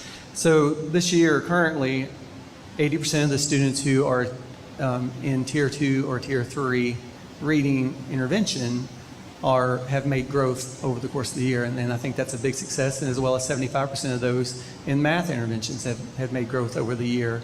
And so that is the whole goal of the RTI process, is to make sure that everyone has the opportunity to get the instruction that they need and to meet that growth. And so why have they made growth? And that's because of our data-driven instruction that we have, and all that falls back to some of the folks that are instrumental in setting those instructions in place, figuring out what the individualized plan needs to be for each and every student, and then also going back and checking their assessments. And so we're fortunate now to have a team in place which consists of a classified employee that works as our RTI coordinator, kind of does all the behind the scenes paperwork stuff that we need. We have, after that, we have our grade level meetings where each of the teachers meet together to discuss their students within their grade level and make recommendations to the overall RTI team. And then once they've made those recommendations, the RTI team, which consists of myself, some of the counselors, both our reading and math specialists, and even special education representatives, meet together to talk about what the plans are for each of those students. It truly is an individualized plan for each and every one that we meet every 6 to 8 weeks to adjust based on how they're performing. And so I can't say enough about the team we have now. Of course, there's always room for growth. We can make it better, but we're certainly in the best place that we've been in my 6 years here as far as our Tier 2 and Tier 3 instruction. So I'm really proud of that. All right, that does kind of conclude our presentation, and welcome to field any questions you guys may have.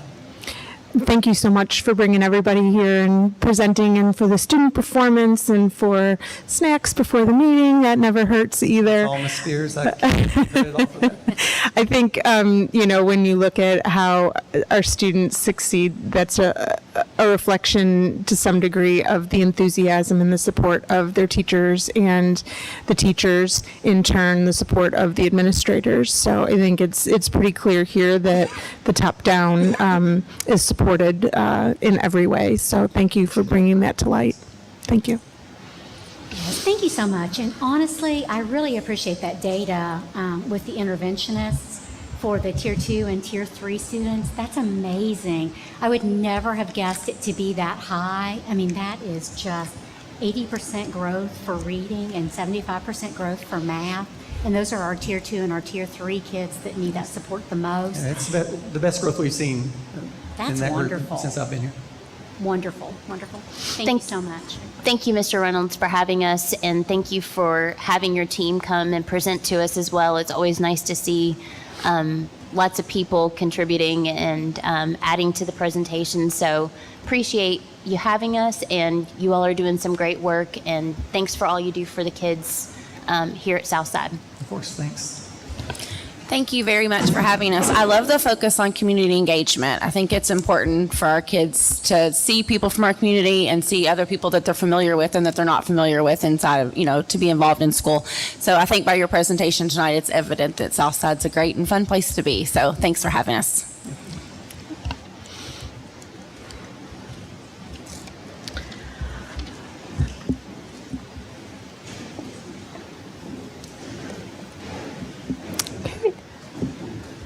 And our next agenda item is our school safety presentation, and Mr. Wells is going to walk us through that.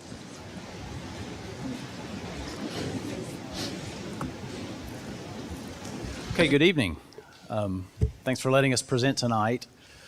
Kind of want to give you an overview of what kind of the vision for this. Had a board member, Ms. McCown specifically, thought that it might be a good idea to have a school safety presentation periodically. And so what we're looking at doing is probably every quarter or so, pick a specific singular school safety topic to talk about. And so certainly open to suggestions as we move forward. I obviously have a lot of topics that I could talk about and will talk about over the course of time. But if you have any ideas or any subject matters around school safety that you want us to highlight, please let us know. So real quickly, the first school safety bill was implemented back in 2013. And through a partnership with the Versailles Police Department and the district, we've had SROs in place. I came to the district in 2002, and back then we had an SRO, a Versailles police officer at the middle school and high school. But then in 2000, the spring of 2018, the board voted to create our own police department so we could have resource officers in our other schools. So we still have the partnership with Versailles PD, but then we also have our own police department. And so if you'll go to the next slide, Josh, please. So just want to clarify, and again, I don't want to assume, a lot of this you may already know, but I don't want to assume that you know it. So with the topic of SROs tonight, just real quickly, all of our SROs are fully sworn law enforcement officers. They're graduates of the Kentucky Department of Criminal Justice Training, and they all hold the Kentucky Peace Officer Professional Standard Certification. So our police officers are as much a police officer as any other police officer in Kentucky. You may have seen our vehicle outside. You may have seen it parked out in front of Simmons, but we do have a police vehicle now. And I'm going to turn it over to Steve at this point, who's going to kind of talk about the importance of having that for the district, and then he's going to talk more specifically about our SROs, and then we'll entertain any questions if there are any. Good evening. Thank you for having me tonight. Like Mr. Wells explained, we are just like a traditional law enforcement agency. We're just employed by the school board. Back in January, with the help of Mr. Atkins, I was able to acquire a gently used vehicle for our department. I could go on and on about what everything could be used for, but just briefly tonight, again, just traditional things. We are law enforcement. I can say I've been fortunate enough in my 5 years here. We've only had 2 incidents where law enforcement action had to be taken. and Versailles Police was courteous enough to help us out with that. If you don't know, Versailles Police is responsible for all of Woodford County. They're a relatively small agency, so if they had an injury accident on I-64 and a domestic violence incident in Millville, they might be tied up for an unknown period of time. That's one reason why I believe it's essential to help us get one as chief. I'm kind of central to the city at Simmons. It would allow me to respond and help out our officers if they were busy and couldn't get there. We're not a traditional, we don't have a jail, we don't have a holding facility like some law enforcement agencies do. So this car is fully equipped to do that, to secure a prisoner if we had to take that action, which again, we don't want to put a unruly subject in the school. Our goal is to keep them away from the school. Currently, we don't have any subs, and what I had done in the past as chief is if I had an officer going to be out for an extended period of time, like Huntertown and Southside are relatively back-to-back, but I would have that officer at Huntertown fill in today if Officer Shyrock was going to be gone out of Southside. But he'd have to come through city streets, and it might take some time for him to get here.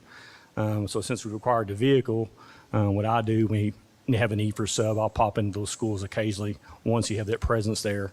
So somebody sees an officer every day. But again, if you go back to like Northside, that's about a 20-minute drive from Simmons. So this gives me the ability to respond to incidents within the county if need arises.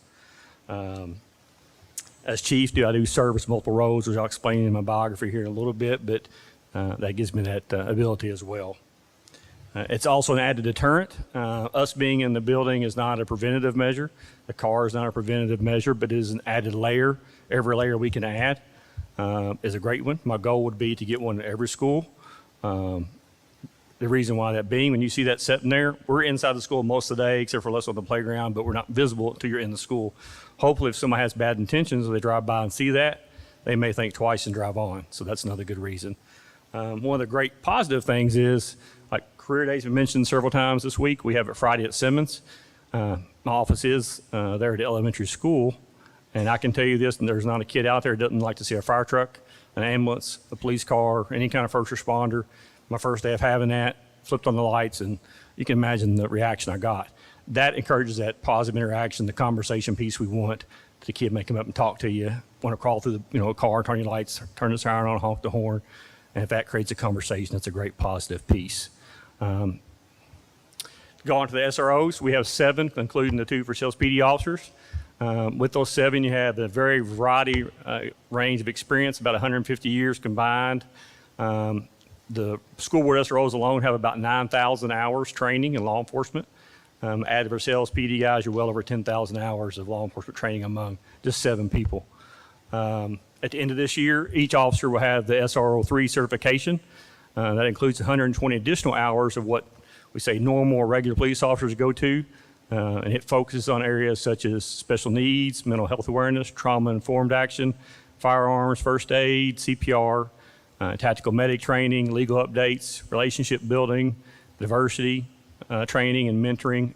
It's more geared towards your schools, and that's part of that state law that was required back from 2019. Just a brief bio, in case you don't know all of us, again, my name is Steve Sutton. I'm at Simmons. It's my 27th year in law enforcement. I retired from Frankfort Police in 2015 as a lieutenant. I went on to Stamping Ground PD for a little while, and I was associate director of public safety at Sullivan University. I also served as a district school safety coordinator, and I serve on several committees. One good one is Homeland Security Liaison, so I get weekly intelligence briefings. If there's anything going on nationwide, trends we're seeing, I get those weekly updates from Department of Homeland Security, so that's a good piece to have. At Northside, we have Mr. Adam there has or yours are at Southside. Anybody have somebody at Northside? Thought we had some. Okay, you did. Okay, Officer Crane is there. He's a retired alcoholic beverage control. He's the deputy director there. This is his 5th year at Simmons, or I'm sorry, at Northside. At ABC, some of his career highlights, he was the evidence custodian, training coordinator, also helped write some grants, and he was on the governor's Office of Highway Safety and Impaired Driving Task Force. Over at Safe Harbor, alternative schools, Mike Fortney, he's his 25th year in law enforcement. He's a retired lieutenant from Versailles Police. This is his 4th year. He came on board with us in 2020. He was a deputy with the Scott County Sheriff's Office at one point, investigated at the Attorney General's Office, court security officer with the U.S. Marshals Service. He's also a graduate of Georgetown College with a Bachelor of Arts degree. Over at Huntertown, we have Officer Jamie Johnson. His 23rd year in law enforcement, retired Lexington Police Department, 20-year National Guard member, and this is his 5th year with Woodford County Schools Police. Here at Southside, you have Officer Patrick. All of us go by different names. I'm Officer, it's kind of whatever stuck. I'm Officer Steve, so I don't go to these guys' schools a whole lot, but the kids all usually, I think Officer Josh will not answer what they say over there. It's Officer Crane to them. So this is Patrick's 25th year in law enforcement. He's also here from Woodford County, worked for Sales Police for a period of time, retired from the Woodford County Sheriff's Department.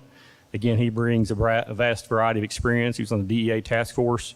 He was a dare instructor, a field training officer, and he also has a degree from Eastern Kentucky University. Again, as our 2 partnerships positions with the high school, middle school, Officer Scott Bobbitt is at the high school. It's his 15th year in law enforcement, his 5th year as school resource officer. He's also on the Versailles Police Tactical Response Team. That's another good person to have in your schools. And speaking of that, Officer Cottingham is also a member of the Versailles Tactical Response Team. If you recall, back in the fall, the incident at the middle school was a prime example of what's good having an SRO in the building. So again, that's kind of a brief bio of everybody. Stop by and see us. I'm at Simmons. If you have any questions or ever want safety concern or don't have a concern, just want to walk through and visit, say hi to one of our guys, and we're glad to have you. I do want to say one quick thing for any questions. I want to applaud Woodford County for stepping up on this. Like I said, this was not required until this year, and that's only if funding was available. I think Mr. Atkins touched on this last meeting. To my knowledge, nothing was done this session. I go to the conference this summer, and I've already asked that to be on the agenda. They do a questions and answer to kind of see where we stand in the future for that. Because right now, this is our 5th year. Woodford County has funded this every year. I don't give specifics. It's not going to make too much safety concern, but there's a lot of districts that are nowhere where we are, or nowhere close to having an officer in every building. So again, I want to applaud Woodford County for stepping up and doing that. Thank you. Yeah, I was just going to kind of jump on that because the fact that we're so far ahead of the curve, I think, is huge for Woodford County. Like you said, we're already to the point where we can add layers to this program. Some of you may have heard there's a tragedy in Nashville, Tennessee today at a school where there are fatalities. And so, and I don't know the details of that school, what their programs are, but I mean, the fact that we do have an officer in every school and we do have this program that's just growing, I think says a lot for a parent, the security that we have in place. And you can't stop everything, but I think having this program minimizes the impact of anything that can happen. So I just want to thank you all for your service for our students. I think, unfortunately, we're reminded time and time again how important you are. And we do have 2 members of the previous board that voted for this. Ms. Springate and Ms. Edlin is actually sitting in the stands today. So, again, super grateful for all of that. And I think another benefit to that is having officers like yourselves being approachable. The kids are not afraid to come and talk to you. That just provides another layer, even outside of school, in my opinion, for them to feel like they have a place to go, excuse me, if there is a need for you. So. Yeah, I agree. I think there's not anything more important to me, and I'm sure everyone else in this room, than keeping our students and staff safe. And I think one thing we consistently hear when we go to KSBA and trainings, and if we attend any type of school safety session, you know, Woodford County is always mentioned as being one of the forefronts of school safety in the state. And so I think that's something to be really proud of, and just appreciate everything that you and your department do. I'm often, you know, Officer Crane, you know, often would see him in Northside, not just doing officer stuff, you know, being there in the hallway when someone was needing a moment or someone was having a meltdown, opening ketchup packets, pushing trash cans, just being another male positive influence. And like Miss McKell was saying, you know, I think we see so often the division in police forces in the community. And I think it's great for our kids to see this and see that it's a positive part of their lives and that you're there to help. So thank you. Thank you for coming to speak. I think that it's so important, the work that's done with the safety committee and all of the efforts around school safety in our district. I think it's certainly worth talking about frequently so that it's always kind of at the forefront of people's minds. The one thing that I did want to check on, and I know that we have the Watchdog program like we talked about at the School Safety Forum. There's the Watchdog program at the elementary schools, and I'm sure that's been very successful. It seems like there are a lot of engagement. What about at our middle schools and high schools? Is there any talk or any consideration or interest in possibly kind of that dads on duty model where you have other, just I think Mr. Wells can maybe speak a little bit more on that. To my knowledge, there's not been a lot of discussion on it at that level. But again, we're open to any new ideas, but that'd be something that. Sure. Did you mention that at the forum that we had? Yes. We had to have some conversations on that, but we are not to the point where we're Sure. at implementation stage yet, but it is a conversation that we've had. I just wonder if it would be helpful. I don't know kind of what the incidence rate at the high school and at the middle school are in terms of just, I think those things may help act as a deterrent to just fights and that kind of behavior sometimes that you see a little bit more at those higher levels. But I can get you the information. There's a school in Louisiana that I know that does that, and they've seen a lot of success from it. So I can send it to you, and then when you're ready for it, just I'm have open it. to any ideas. Yeah. For sure. Yeah, now's the perfect time to do that. For a long Yeah. time, we didn't have our youth service centers, family resource centers in our middle and high school. And those positions, along with the counselors, really took the lead on getting those implemented at the elementary school. So now that we have those positions in place, I do think now is the time to act on that. And then just to kind of bring everything full circle, I definitely want to say thank you. Your all's work, it's appreciated, but I think just all of you officers, just as people, it is really appreciated too, especially in the elementary schools. I did have a question. I guess I did realize that we still had the partnership with the Versailles Police Department and had the 2 officers at the middle school, high school that are actual Versailles Police Department employees. And then there's some sort of a contract. I don't know if we approve that every year. I haven't seen that lately. But is there any thought to having just everything in-house, or is it better to do it with a couple of partnerships where you're looking at having possibly sometimes charges, that sort of thing? What's the plan for that? When I was hired as chief in January 2020, me and Mr. Will, we've had this discussion. It's come out there. There is the contractual situation out there. I think it is yearly. So there are pros and cons to both ways. Some of the pros to having it all in-house is that it's all in-house. I will say the way, and not that our middle school and high school officers haven't, but as our employees, there's just a different investment in the school and a different oversight, so to speak, a different investment in the overarching school safety. So our guys aren't just, they're not just a deterrent. They're very much involved in the planning process all year long, at the end of the school year, at the beginning of the school year. So there are definitely some pros to doing it in-house. The pros on the other side to keeping the partnership, one of the big pros to me is that there are things that happen out in the community that our students are involved with. And so the officers that work for the Versailles Police Department have a better insight on some of those things that happen outside in the community. So I don't know that there's a right or wrong answer to that. I'm just glad we have somebody in every building, but it's definitely a discussion that we've had over the course of the past several years on, what would be the best way to go about it. I don't know what the best way to go about it would be, but if that's something you all want us to explore more, just let us know and we can research it more. Thank you. Thank you. All right. Next item up is our good news report. Ms. Springate, we will start on your end tonight. Well, it's obvious there's just so much to celebrate in Woodford County. I don't have a detailed list. Just thankful to be here, thankful for all of our partnerships, for our community members, and just looking forward to kind of moving ahead and getting some of these sports underway and some of these end of the year celebrations and things like that kind of rolling. Ms. McCowan? I've just got a couple of items today. The first one is congratulations to, I believe she's one of our Woodford County Middle School students, and I hope I'm going to say her name right, but I believe it is Bijou Brown. She recently became the top scoring female chess player in Kentucky. She tied for second place in the Kentucky High School Chess State Tournament and will be headed to Las Vegas to play in the U.S. Women's Open Chess Championship. So that's awesome. Great job. You don't hear about chess all that much, but it's so great that one of our students is excelling in that way. Another accomplishment at the middle school, the academic team won the District 42 title in the Kentucky Governor's Cup and had 3 students, and the future problem-solving team advanced to the state finals. So great job by those students.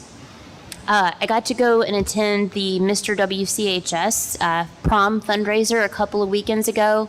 It was great fun. It was so nice to see that back in person, because during COVID it had been suspended, so it's probably been 3 years since they've had anything, and it's just a fun time, and it's a great fundraiser for the junior class for prom. So and then I think Mr. Adkins already touched on this, but just wanted to say how great I think it is that we had so many community members and businesses throughout the county step up and help donate financially so that our students could attend the Sweet 16. There were lots of donations that I heard of, so I just wanted to say how great I think that was, and I think that's all I have.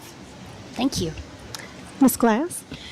Last week, I had the opportunity as a community member to be a panel member for the high school Woodford Leadership Tomorrow class group that they have in partnership with the Extension Office. Miss Wilson brought a group of fantastic students over there. I was completely blown away. Like, maybe not all kids are like my kids at home. These kids were so engaged in the community, so cared about the community, had so many great ideas to share with community members and business owners. I left there feeling really positive, and like, our kids were gonna care about our community, and we're looking forward to being leaders of tomorrow. So just kudos to Miss Wilson and all those kids and the Extension Office for that partnership. Mr. Atkins, anything else you wanted to add? I've about covered mine, so I'm going to turn it over to you. All right, Mr. Brickler. Yeah, so you remind me of the fundraisers that's going on. So Project Graduation, they're still doing the traveling toilet.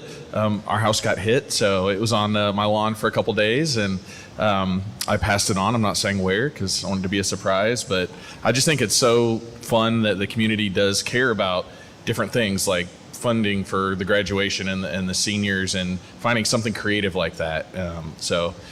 Really, really fun thing to do. Also, I just want to thank the middle school. I went to their site-based decision-making meeting last week and got to get a little plugged in there, met the administrators and teachers and parents that make up that staff. So I want to thank them for letting me come and listen to them and find out what's going on at the middle school. So that's all I had. Okay. In addition to all the fun sports that we had happening, I was able to attend Big Fish at the high school.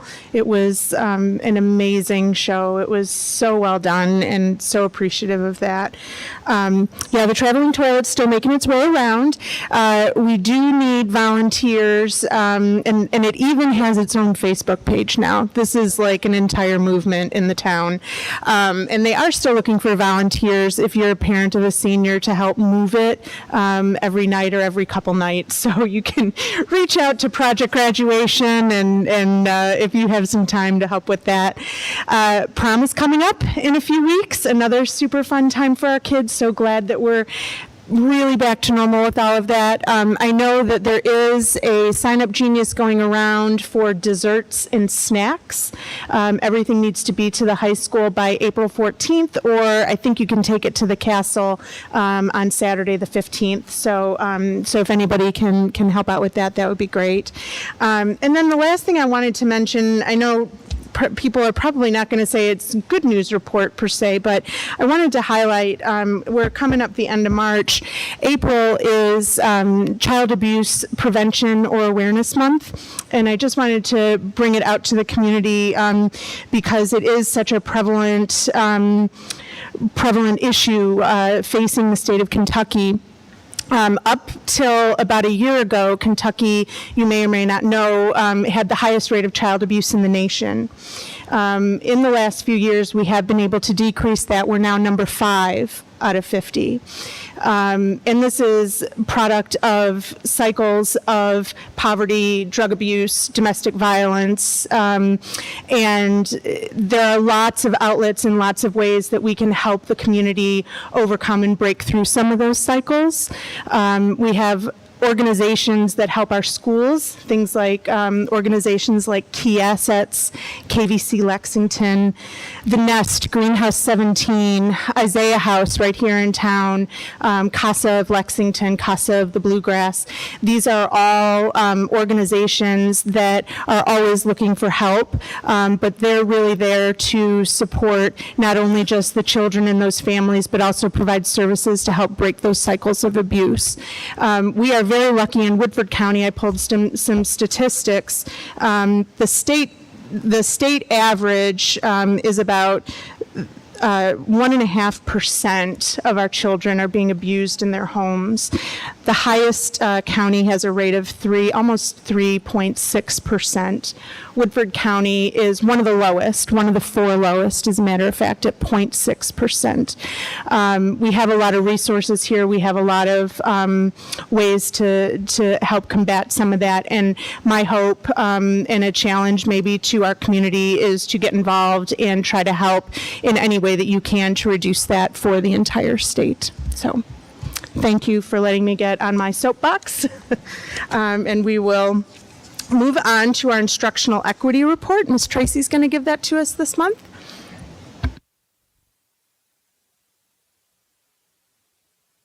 Am I on, Josh? Okay. I am pitch hitting for Mr. Asher today. He is in San Diego or en route. I'm not sure if he's landed yet or not, but he and Mr. Hunley are attending the Deeper Learning Conference, the national conference, and that was talked about in a previous board meeting. I'm going to give you a snippet of where we're at and try and keep it short. As you've already heard an equity update a little bit from the high school, so you see some of the things that we're doing equity-wise, and Mr. Asher will touch on that the next time he's back. Also, he usually tells you the instructional day. I believe today is day 135. And so it is a very busy time in the curriculum and instruction department because we are headed into the home stretch and planning for next year as well. And so all the things that come with the end of the year, but getting ready for our staff for the next year as well. It's starting testing season. You heard some great news about the ACT. That's just wrapped up. We are awaiting results on the access testing, and we will start KSA testing in May, but those preparations are already well in place and rolling. Other things that we're prepping for the new year are Best Practice Academy, and that's our professional development that we do in the county. One of our professional development days is required to be a best practice day. We are going to invest in PLC training. So this you're going to hear a lot of tie-ins that I talk about from things that you already heard previously in today's from one speaker or another, and one of them is PLC. And so all of our buildings are going to kind of get a refresh in PLC training, and that's going to come from Solution Tree, and all of our admin and teacher leads from each of the buildings will participate in that in early June 1st and 2nd. The Best Practice Academy week is going to be the last week / first week, last week of July, first week of August, so July 31st through August 4th. It's a session, like a conference session style format, and we will offer everything from new teacher training, behavior interventions for K1 and kindergarten and first grade, specially designed instruction, MTSS targeted support and implementation, writers workshops, deeper learning that I'm going to talk to you a little bit about, gifted strategies for the classroom, touch math, STEAM, our BAR program at the high school, remaking literacy. The list goes on, but all the things that are going to be part of our best practice are either part of our Big Rocks as a district, or part of our Deeper Learning Initiative, or a need that has come out from the curriculum and instruction meetings that we've had. So Best Practice Academy, like I said, that's our prep for next year. And then summer school. We're also in the plans right now for how we're going to prevent the summer slide and make gains over the summer with our kiddos. There's going to be 5 weeks for our elementary students starting on June 6th. We'll do 3 weeks in a row. So that would end in the June session on the 22nd, and then there will be 2 weeks in July starting on the 11th. So the 11th through the 20th. Those are Tuesday, Wednesday, Thursday dates. We only attend the 3 days, those 3 days of the week. The high school is going to have a session also.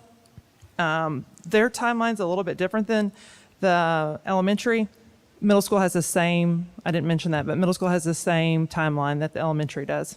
And that is housed at the middle school. So all of those elementary and middle school students come to the middle school for that summer school. The high school is housed at the high school, and their dates in person are June the 12th through the 16th, and then the 20th through the 23rd. And they do go the full week, except for we will honor June 19th and will not be in session on that day. Safe Harbor has a scaled back version, but they have some virtual options as well for summer school.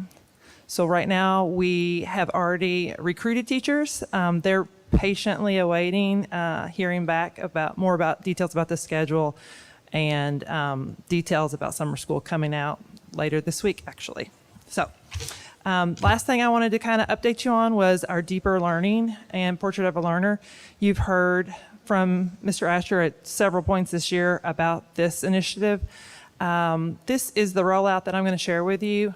We're going to roll quickly, but this is what the presentation was that the schools have all viewed over the past month. And so all of our staff have seen this same information that you're seeing tonight, and that's the timeline, a little bit about our competencies that we have chosen for our district specifically, a rough prototype, and then what part of our deeper learning committee are interested in piloting what strategies. So, Josh, how do we get here? You have seen this United We Learn. Josh, you gotta stay with me. United We Learn, you saw on the when the high school students presented earlier, and several different initiatives right now in the state originated out of United We Learn, and this Deeper Learning Grant did the same. And the vision for Deeper Learning, that is not super bright for me. We're gonna, the competencies that we are choosing, we are gonna transfer learning and apply it to the complex situations that are real life applications. We are wanting to encourage lifelong learners and contributing members of our community. The deeper learning in our county, we had a $57,000 grant. 67% of that is required to go to staff. And we have a deeper learning team that consists of teachers from every school. There were 2 big initiatives for that we chose as our deeper learning committee. And the first one is to create a portrait of a learner, and then to pilot strategies that are match our deeper learning competencies in the classroom. And so, if you'll, one more time, we have already passed the first stage of the grant, and that was the reflecting and learning. That's when we were just really coming up with what our plan was, what were we going to do. And we also started the creation of the Portrait of a Learner in that phase. We are now in the spring 2023 phase, and that's starting to pilot those competencies. And this is just the timeline, and it's really going to be really small for you, but it just takes you from when we started the work on the Portrait of a Learner. We started with UK Next Gen. did some work with Dr. Lou Young, and you probably had a survey or saw a survey that came out about the Portrait of a Learner as we were trying to nail down some of these competencies. We refined, took feedback, discussions, and Josh, if you'll fast forward like several, this will come up with all those different specifics and the rollouts in the next slide. And there were 5 competencies. The state has put out their own, or is creating their own Portrait of a Learner, but we like what we tailored the Woodford County ones to be. So we have come up with 5 competencies. The first one is a resilient learner. It, in a nutshell, it just says that we put academics first. That's why it was the first one of our competencies, and that we're teaching kids that growth mindset, that it's okay to fail forward. Our second one is a reflective collaborator. I couldn't show you a better example than those high school students that gave you their reflections tonight and were collaborating with each other. That's what we want to build in all of our students. An empathetic communicator. We want to be able to see somebody else's point of view and be able to speak to that. They were a great, I should have gone right after them and said that they were the best example of these competencies that we want to see in our students. Creative problem solver, again, that's what they're doing right now. It's that hands-on, that's what we want to see out of these deeper learning strategies. And a responsible contributor. And that's really about being able to give back to the community and the larger world. This project, that purpose in action, is deeper learning at the core. So if anyone asks you about a Portrait of a Learner or says, what's that all about? Or we're not adding anything to anything. We just want these to be the type of students that we send out into the world. And we think that these are the things that are important for them to have. These are just published examples of Portrait of a Learner in other districts or other, one of them is not even from our state, but there will be some kind of finished product that looks something like these, not ours, right? But I want you to see what the vision that we're going for that would have these competencies part of. And then Josh, one more time. So this circle to your right think about that as the focal point of our poster. And that's just our jumping off point. So that's where we're at. We're fine tuning it right now. We've had conversations in cabinet, and Mr. Atkins has been in contact with our graphic designer, and we're moving forward with that. So that is the roughest sketch, but it gives you an idea of where we're going. You see Woodford County is right in the heart of that, right in the center. And you will see more. The timeline is in hopes to unveil that final kickoff for our new school year. So that's kind of what we're shooting for. And then this last slide just tells you the committee members and the initiatives that they're piloting the strategies. And so, like I said, there's a member from each one of the elementaries. There's 2 from our middle school and 3 teachers from our high school. Mr. Mattingly from the middle school and Mr. Hunley from Northside are representing our secondary and primary admin teams as well. So, and Mr. Asher and myself, Ms. Bailey has been with us, and Mr. Atkins and some of the community members throughout our various meetings. Any questions? I do have 2 quick questions. Sure. So this is a grant, and it's funded through 2024 or beyond? So it ends really in September of 24. Okay. And what happens after that? Well, our Portrait of a Learner will have already been built by that point, and our strategies, future planning on that timeline. And if you have access to, do you have access to the PowerPoints after you leave? Yeah. Okay.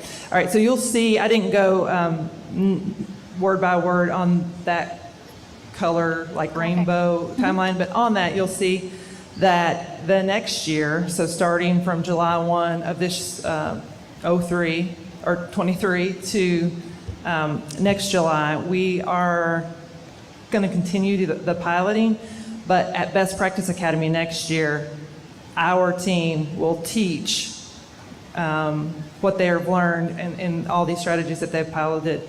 They will teach their strategies to our other staff at Best Practice. It's a trickle effect. Another kind of charge of our Deeper Learning Committee while we have the work is, what does that look like? Questions are like, how do you measure that? What's that look like? You know, how is that going to impact me as a teacher? And that's forward work that we have. So there's no right or wrong answer to that right now. But those are discussions that we will be having over the next year. What happens? Where does it go? This is just an opportunity for us to do some extensive learning right now and to trickle it out over this timeline with the help of these lead teachers. Does that answer your question? It does, and I appreciate it. And the other thing you may have to just get back to us on, but it's just basically about summer school. Just what's that kind of going to look like? How many students do we think we're going to serve? Kind of cost, what the funding source is, those sorts of things. If you're okay with approximates, I can give you some approximates right now. That's fine if you don't mind. Okay. And so in our elementary, we're going to be between 175 and 200 students. That's approximate. We have not done sign-ups yet, right? But that's what I'm budgeting for. In our middle school level, in middle school, in the elementaries, we do a lit camp and math, right? So it's not credit recovery, but at our middle and high school, those are credit recovery opportunities. And so those numbers are going to fluctuate based on the need at the end of the year. And we will know that the closer we get to May, the closer we'll get to a final number on that. I can tell you that last year that they had 25 students at the middle school level. I do not have the high school numbers memorized. I would have to get back to you on those. But those numbers were shared in an earlier meeting, the numbers from last year. But it will really be almost June before I could give you those specific numbers because the middle and high are credit recovery. As far as cost, this year we are looking at, we still have money left from the 23 budget, and so we will be spending that money. We'll be purchasing supplies. Lit Camp is what it's called through Scholastics for the literacy curriculum, and for the math curriculum, we are looking at 2 specifics right now. And we are going to purchase a curriculum for math. We did not have that in the past, and so we are going to purchase that. Then for the July, moving forward, we'll be into next year's budget. I can give you an estimate probably in the April meeting. If you want a little bit more of what you think the impact is going to be. You are going to hear more about summer school in April because we're finalizing a opportunity that we have that we're looking into an opportunity that we would have that might give us access to some additional resources. And so Ryan and I are trying to vet that right now. And if it's something that we feel like we're going to pursue, we were going to bring that to the board at the next board meeting. Okay. Transportation, meals, summer feeding, that kind of thing will all be. Yep. So Ms. Quire got my numbers today for summer school. Kay and I had a meeting, and Mr. Asher had a meeting maybe 5 or 6 weeks ago. It's been quite some time. We started with transportation first to make sure, but that will all be included, yes. Any other questions? Anybody else? Okay, thank you, Ms. Tracy. All right, moving on, we have our opportunity for audience or public comment. Did we have any emailed in? None emailed in, so we have 2 signed up. Mr. David Graves is our first, so you can come on up. How y'all doing this evening? Good. Y'all having fun yet? You couldn't pay me up to your all's job, to be honest with you. Well, again, I'm up here to ask for some raises. I've got a little bit more information from you. I've been hearing back from teachers. I hear from a lot of teachers. There are some that say they're going to leave education. To be honest with you, and they're young teachers. They can't make their bills. And to me, that's sad. And I really truly even hate to ask you all for money. So I really truly think the raises should come from the state. But our state has put it off on you all. And right now, our profession is kind of under attack. I'm sure you all noticed over the past decade or so, we've had a bunch of things, bills, laws that were passed or semi-passed or thought about that attack teachers. Our retirement, our benefits, our raises. It does take money to function. Unfortunately, I wish it was all barter at some time or another, so I could trade whatever for firewood, for whatever, food. But unfortunately, we teachers and you all to some degree are under attack. And if you want to talk about that attack later on, we can talk more one-on-one. I'm not going to bring it up here. I'm sure you all know what I'm talking about, I guess. But we teachers at Woodford County really are in need of some raises. We went through a few years, I think I went over this last time, where we really didn't get much over a decade or so. We did get some mandated state raises, some partial raises we negotiated for, and some raises in different groups of teachers. And I really truly am, when I get up there and ask for a raise, I don't ask for just teachers. I'm asking for a district-wide. I really am. I want to see everybody that works for Woodford County Schools to have a livable wage. And I know people that don't. You all know people that don't. I know people that make less than me, and I'm not making it from month to month, really. Like, these are the best tennis shoes I got. They're my church-going shoes. It's holy. But we really do need support from you all. And I know you all keep saying you cannot compete with Fayette County, but you really are, whether you think so or not. We're going to lose people in Fayette County this year and over the next 4, 5, 6 years. Last 3 years, they're going to be getting a total of a 10% raise. That's widening that gap further. I know some people that are up there now teaching, and they're making a lot more money. Me, you, us, Woodford County, have got to come up with something that will make it to where teachers will want to stay in Woodford County. It may not be money. It may be, here's a turkey for Thanksgiving. I don't know, something. I don't guess I got the answer, but I'm sure I could sit with some people and come up with some answers.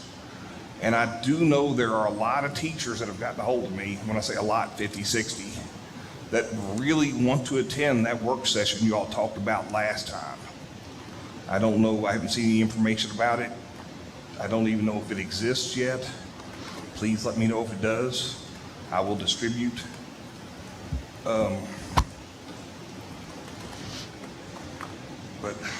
I don't know what else to say about it, really. I feel like every time I come here, I'm down on a knee begging, and I don't know if I like that taste or not, if you know what I mean. I really feel like we should get a raise about every year.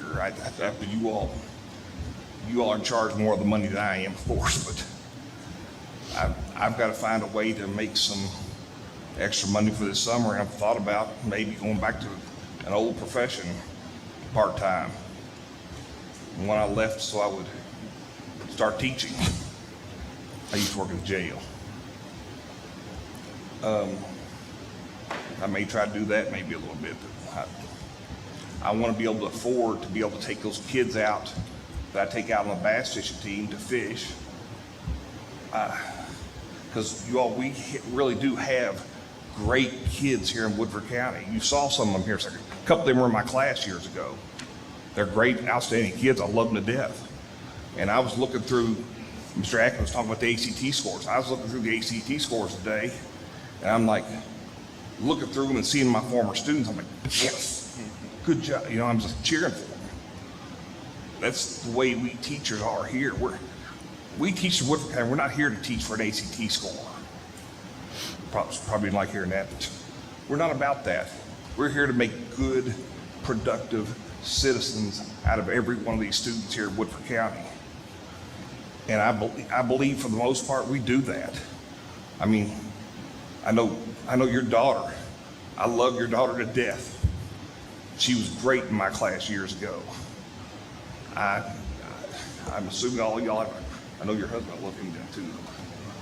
But you all, we've got good students, and we've got good teachers that are helping them along the way. It's by far, we're not doing all of it, but parents have a lot to claim in this. You all have some claim in it for sure. Bus drivers, custodians, cafeteria workers, everybody in this community deserves a raise. But you all really truly are probably the biggest employer in the district, in the county. I would guess. Most school districts are. So really truly by you all giving raises, it'll help out our local economy. Probably poor judgment or poor logic there, but makes sense to me in my mind. My disability's kind of kicking in right now. I'm diabetic, my blood sugar's dropping out. So Mr. Graves, it's been 9 minutes. I'm sorry, I'll need you to wrap up. We do have another public comment, so I'm not trying to cut you off, but I'm sorry. that's okay. Thank you very much. Our next public comment is from Melody Hamilton. Ms. Hamilton?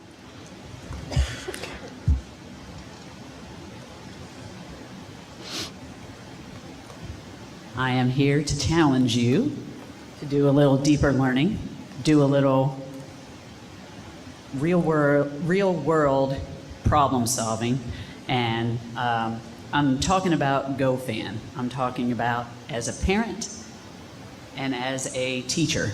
I know that you got a lot of flack and feedback from parents about GoFan and having that extra dollar plus the 5% added to whatever ticket and I understand that. I certainly understand that as a parent, that extra whatever it was to get into a venue. And I understand the other side of that with, schools are trying to cover their costs with that entry fee. So let me give you a specific example, and that is I am co-sponsoring, I guess, prom, and thank you for coming to Mr. WCHS this year. And with Mr. WCHS, unfortunately, we had to re-plan that, and because of the weather and getting shut down because of the weather, I'm glad we did. Thank you for doing that. And I was 6 days without power, but the cause of that was we got double billed for getting all of our stuff, so then we didn't get what we needed for to what we thought that we would make for prom. And then on the other side with the GoFan, GoFan charges $1 plus 5%. And so we're charging $50 already for seniors for tickets. Prom is going to be at the castle this year. It'll be an amazing experience, and I'm totally looking forward to it. I hope all the students are looking forward to it as well.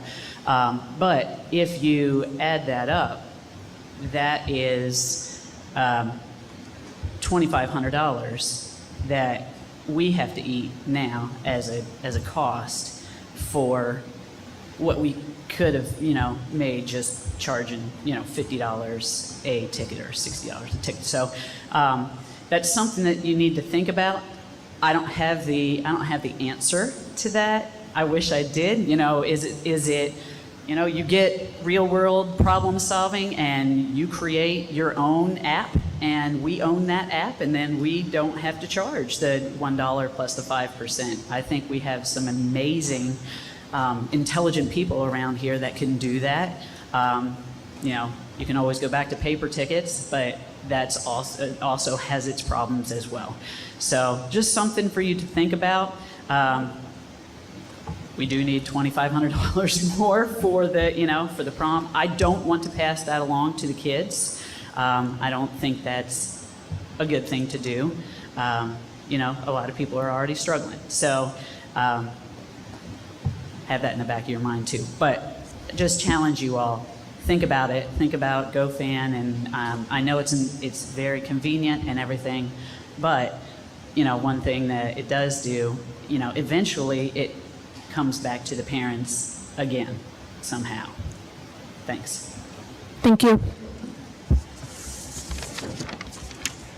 I know we don't respond typically, but I would ask, can we go ahead and schedule the salary meeting that Mr. Graves was referencing, that work session? Is it something we could go ahead and schedule maybe tonight so that? Yeah, I think we needed to, we collected the plan that we had last month that was that we were going to collect all the questions and then give Mr. Adkins, Mr. Smith, and Mr. Wells a chance to figure out how long it would take to put all of those answers and gather that data together. So I think once we get that information, then I think certainly we'll be able to schedule that salary review or that salary session. Certainly, it needs to be done in conjunction with budget planning, for sure. That sounds great. I know we turned those in, was it the 13th? The 13th, yep. So is that something we could go ahead and look at scheduling tonight? I'm not saying we schedule it for next week. It could be scheduled out, but just something we could go ahead and get in our calendars. Yeah, I think we just need to understand how much time it'll take to gather up all that information, and then we can schedule it, yeah. We all submitted questions, so how long will it take to answer those questions? Some of them were pretty expansive, so it's going to take some time to gather some of that data and just make sure that they have everything. So we wanted to give them a chance to look at it and say, okay, it's going to take me 2 weeks, or it's going to take me a month. So that's it. Mr. Atkins, do you have an estimate? I would assume that when Mr. Smith comes up to do his presentation, that we would have that discussion. As part of the determine a financial time. report? Yeah. Okay, I'm just asking, can we go Yeah. ahead and maybe do that? Can you give us an estimate now, Mr. Smith, so that we can go ahead and schedule that? Can we do it during the financial discussion tonight? I guess as long as someone remembers. I think we can remember. Yeah. Okay, so we're going to schedule that after the financial session at the end of the meeting. Okay, the next item is the consent agenda. Is there a motion to approve the consent agenda? Ms. McHale, can we do like what we did last month, where we can pull out the travel request Certainly. separately and then approve the remaining items as one? Sure. And I don't remember the exact verbiage that was used. So is there a motion to approve the consent agenda with the exception of item C? So moved. Motion by Ms. Springate, Second. second by Ms. Glass. Any discussion on the consent agenda? All those in favor? Aye. Aye. Any opposed? Okay, the motion passes 5-0. Now we need a motion to approve item C from the consent agenda, travel requests. So moved. Motion by Ms. Glass, Second. a second by Mr. Brickler. Discussion? Yes, I just had some questions about the travel request specific to the board member trip to Tampa. I need to get that pulled up. The first question that I had is that it says that the requester is the school board members, and the requesting travel is for 5 participants. So that I know that I'm not going. Can we? Yeah, I think understand that's who's just going? maybe a miswording on the agenda item. You always do all? Okay. Oh, yeah. So,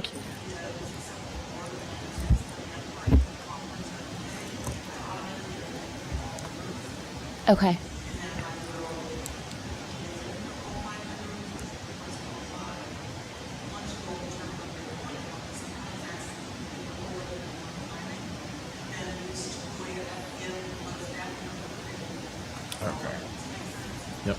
So we Okay. can approve it even though not all 5 members are going. And it doesn't, like, we're not committing all the dollars for 5 people. Okay. So if everybody in the audience didn't hear Ms.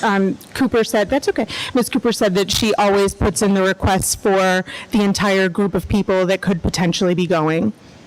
Okay, that helps. I didn't know that. So I just wanted to be clear that I'm not going on that trip. So if anybody were to wonder. Can you tell me what Fund 9071 is? That's what it says the funding source is. Oh, it's a separate school board fund. Okay. I think that, I can see attending. It's a pretty costly conference. I mean, I think it's about $2,600 per person.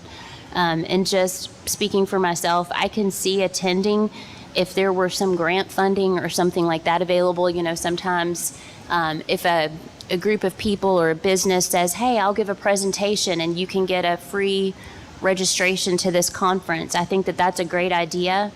But I think especially at a time when we're preparing to discuss how are we going to take care of our staff, how are we going to take care of our people so that we can keep them coming to Woodford County, I just think it's important to be very cognizant of costs like these, especially when we have excellent resources available at KSBA. So I can assure you that there's no frivolous spending, there's no outlandish spending happening, and I guess I would challenge that statement to, we have a challenge of keeping teachers here. What's the rest of the nation doing?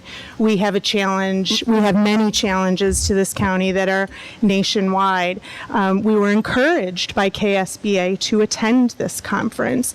It is the first conference that is being put on by the new association that Kentucky now belongs to, KSBA belongs to. We will be getting training credit. I used a travel voucher, so we have buy one, get one free tickets, so our cost of airfare is low. Personally, if we need to understand finances, I have never once taken a per diem for any training I've attended, which is for the just the last training alone, $450. So I don't feel like in any way, shape, or form, I am attending in case anybody wanted to know. I don't feel like in any way, shape, or form I'm wasting school money, I'm being frivolous, or not considering the current state of the school system. But thank you. no, I'm not suggesting that you personally are. I'm just No, I speaking think for myself. you suggested overall that it seemed irresponsible, and I'm going to challenge you on that. And you can think that. That's fine. And I do stand by that statement. I think that while it's an excellent opportunity, sometimes we have to make decisions, like I Certainly. said, especially when we're facing, how we're going to take care of people, decisions, things like Certainly. that. I think we have to be very mindful of. Did you take a per diem for the conference? Sure didn't. Good, I'm glad. So I've not gone to three. I've gone to 3 where I haven't taken a per diem. Yeah, I that's think not that why I'm- I that's not think why that I'm doing this job. I think that we are encouraged, we're allowed, and I think that it's sad that we would be challenged on motives or reasoning for attending. And if you want to vote no, you can certainly vote to not approve this, and I would suggest that we go ahead and take that vote. Yep. All those in I actually favor? had something I wanted to add to the discussion before we voted, and I don't know if others have things they might want to say also. I would say that I'm also not attending the conference. I do absolutely think that training is essential and vital, but I also think that it's important to be mindful of our entire budget, of how we're spending money and what we're spending it on. And I think that we want to be very cognizant that we later on the agenda have reading and math interventionists, that, we have, needs in the district, and that I absolutely agree with Ms. McCowan that it's important to make sure that the needs of our students and our classroom teachers, our, buses or food staff, all of that is met. And that's something I think is very responsible. I have no issue with that whatsoever. Ms. Springate, do you take per diem when you take training? And then, yes, I do You take do? per diem when I Okay. take training, but I don't schedule myself to go to Florida for conferences. You've never been to national However- conference? However, what I'm saying is, We I understand like what that we you're can get saying. a lot of training virtually. I think that's a good way to do training. I also think a good way to do training is to have someone come in and work with us. But I don't think that the personal attacks from Ms. McHale tonight and you, Ms. Glass, There are have been really no personal appropriate. attacks. But you can I choose to think behave that how you want to behave at the meeting. I'm personal speaking, Ms. attacks. McHale. I'm speaking. I think If you could that just give this me a moment. discussion is Other thing that I done. wanted to ask was, I know the board has approved themselves to travel to California a few years ago, and I wanted to see if that travel occurred, we and what the never- total expenses no. of that were, or if we just didn't go. If it was something like tonight, that's the first time I understood that you Springate, put 5 Mrs. members, Springate. even if 5 members don't go. Mrs. Springate, I understand think that's how you that did it this is budgeting-wise, enough. that makes sense. We are moving So on. that would We are be not, the agenda item is not past travel.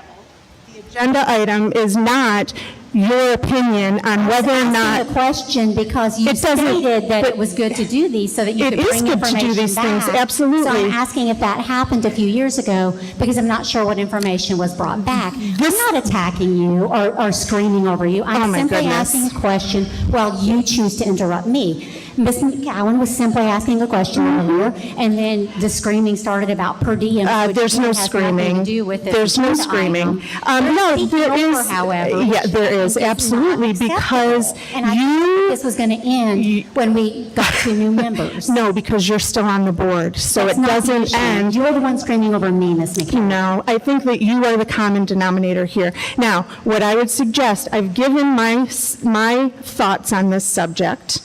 I believe that it is warranted. I believe that it is being done in the most fiscally responsible way possible. We can take a vote, and you are allowed to say no. What you are not allowed to do is then 2 years from now bring up the fact that we went, or bring up the fact that you lost a vote or you won a vote, whatever the case is. So let's just vote on this and move on. That's what we need to do. That sounds great. All those in favor? Wait, I still have discussion. please, I'm sorry, Mr. Brickler. I've waited. You have. So, as someone who, in my professional career, does development training, it's very important for people on the board to do additional training and learning to do this job. Whether that's in Kentucky, whether it's in Florida, whether it's in California, some trips are more expensive than others. It doesn't diminish the importance of taking advantage of the training when those opportunities arise. If you choose not to go because you think it's too expensive, that's your prerogative. If you choose to go, it's your prerogative. Both of you are making choices for the betterment of the district, whether that's a training opportunity, whether it's to save some money for the district, that's fine. Getting on these tangents and arguing about whose choice is more right is not what I would recommend for this board going forward on these types of topics. We need to make our choices that we believe is the best for the district and move on. Talking about whose opinion is right is just wasting time. So that's my discussion. Thank you. And I apologize for. Okay. I just want to be clear too that my reasoning for even bringing this up is because it says 5 board members are going, and people look throughout the community. People want to know what their dollars are being spent on. So this is just me letting folks know this is why I'm voting the way I'm voting. It is not a personal attack. It is not judgment. That's what this is. That's Because very this is clear. the only time that we have to do that. Yeah, that's very clear. Okay, any other discussion? All those in favor? Aye. Aye. Any opposed? Nay. Of course. The motion passes 3-2. Moving on to the regular agenda item, is there a motion to approve the notification of personnel matters? So moved. That was Ms. Springate or Ms. McCowan? Who was that? Springate. Springate. Is there a second? Second second. by Ms. Glass. Any discussion? I'm recusing myself from this one. My son is a volunteer coach, and his name is on this list, so I'm stepping away from this vote. Okay.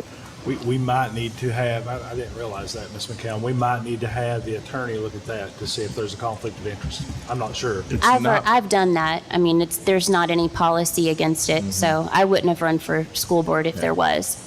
And it's But not a paid position. It's not a paid So position. Just to make that clear. No, it's a volunteer. Okay.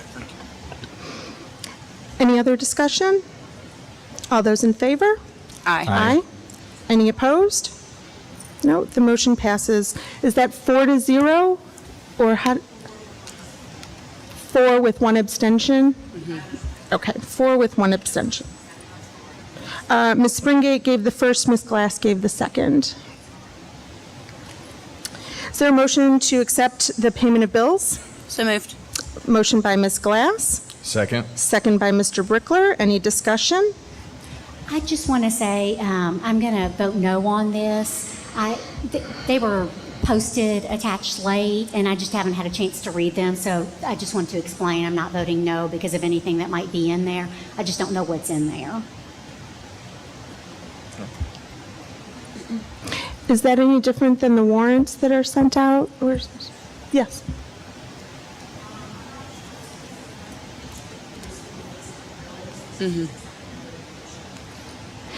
I haven't received the email with the warrant lately either, but I think sometimes they're not the same.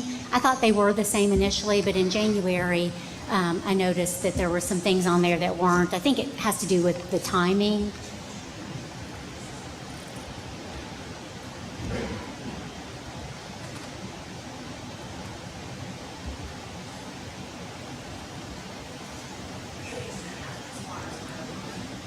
And that's okay. I just haven't had a chance to read it, so I just wanted to explain to everybody that that's why. It's not because of anything that might or not be in there or not. Is there any other discussion? All those in favor? Aye. Aye. Any opposed? Nay. Okay. The motion passes 4-1. The next agenda item, can we have a motion to approve the meeting minutes of the February 27th, 2023 and March 9th, 2023 board meetings? So moved. Motion by Ms. Glass, Second. second by Mr. Brickler. Any discussion? All those in favor? Aye. Aye. Any opposed? The motion passes 5-0. The next item is the reading and the math and reading interventionists. I'm not sure what the action on this is, Ms. Springate. It's your action item? I did. I asked for this to be put on. I'd like to make a motion that we use the funds that were the little over $1 million that was added to our general fund from the bond defeasance. So I'd like to make a motion that we use those funds to pay for the reading and math interventionists for the next school year. Second. So that was a motion by Ms. Springate and a second by Ms. McCowan. Mr. Smith, can you come up here?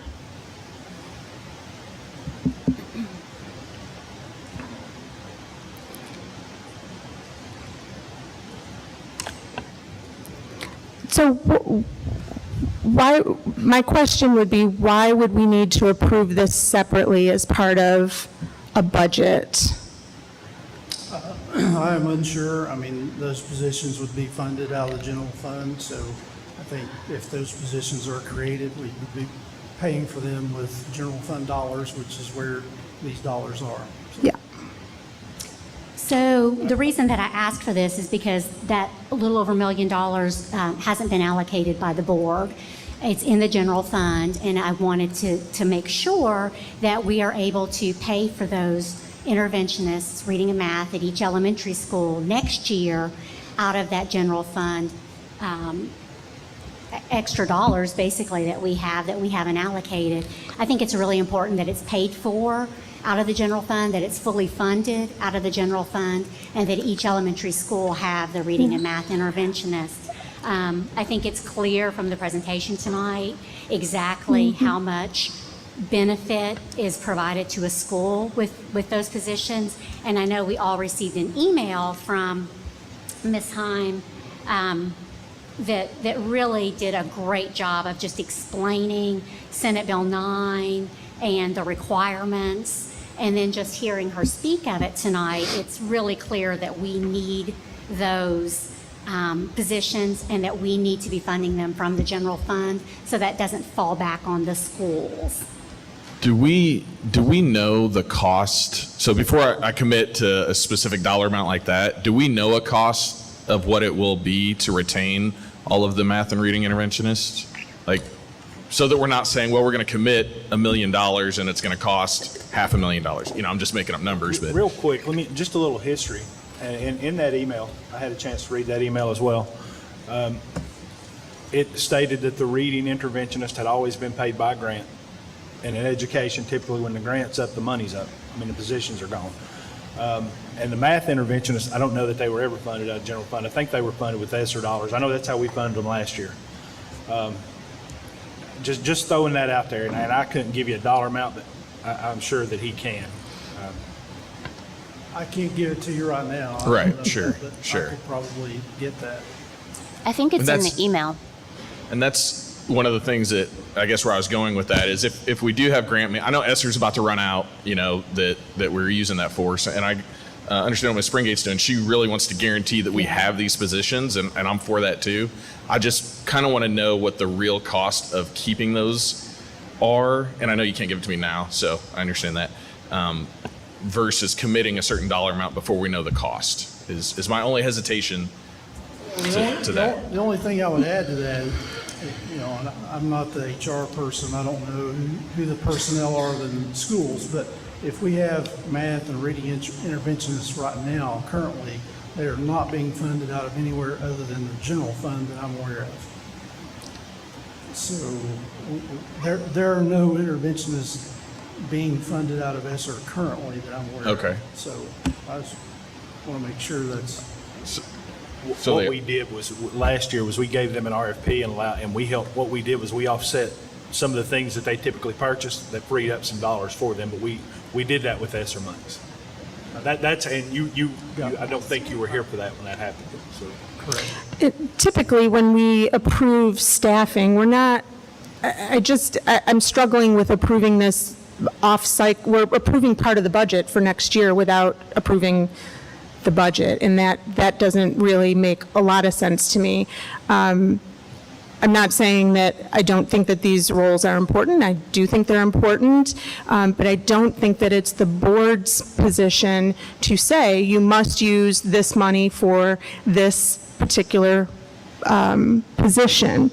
I think that typically the schools come up with their staffing plans, the schools come up with who they need in their building, and we fund to that.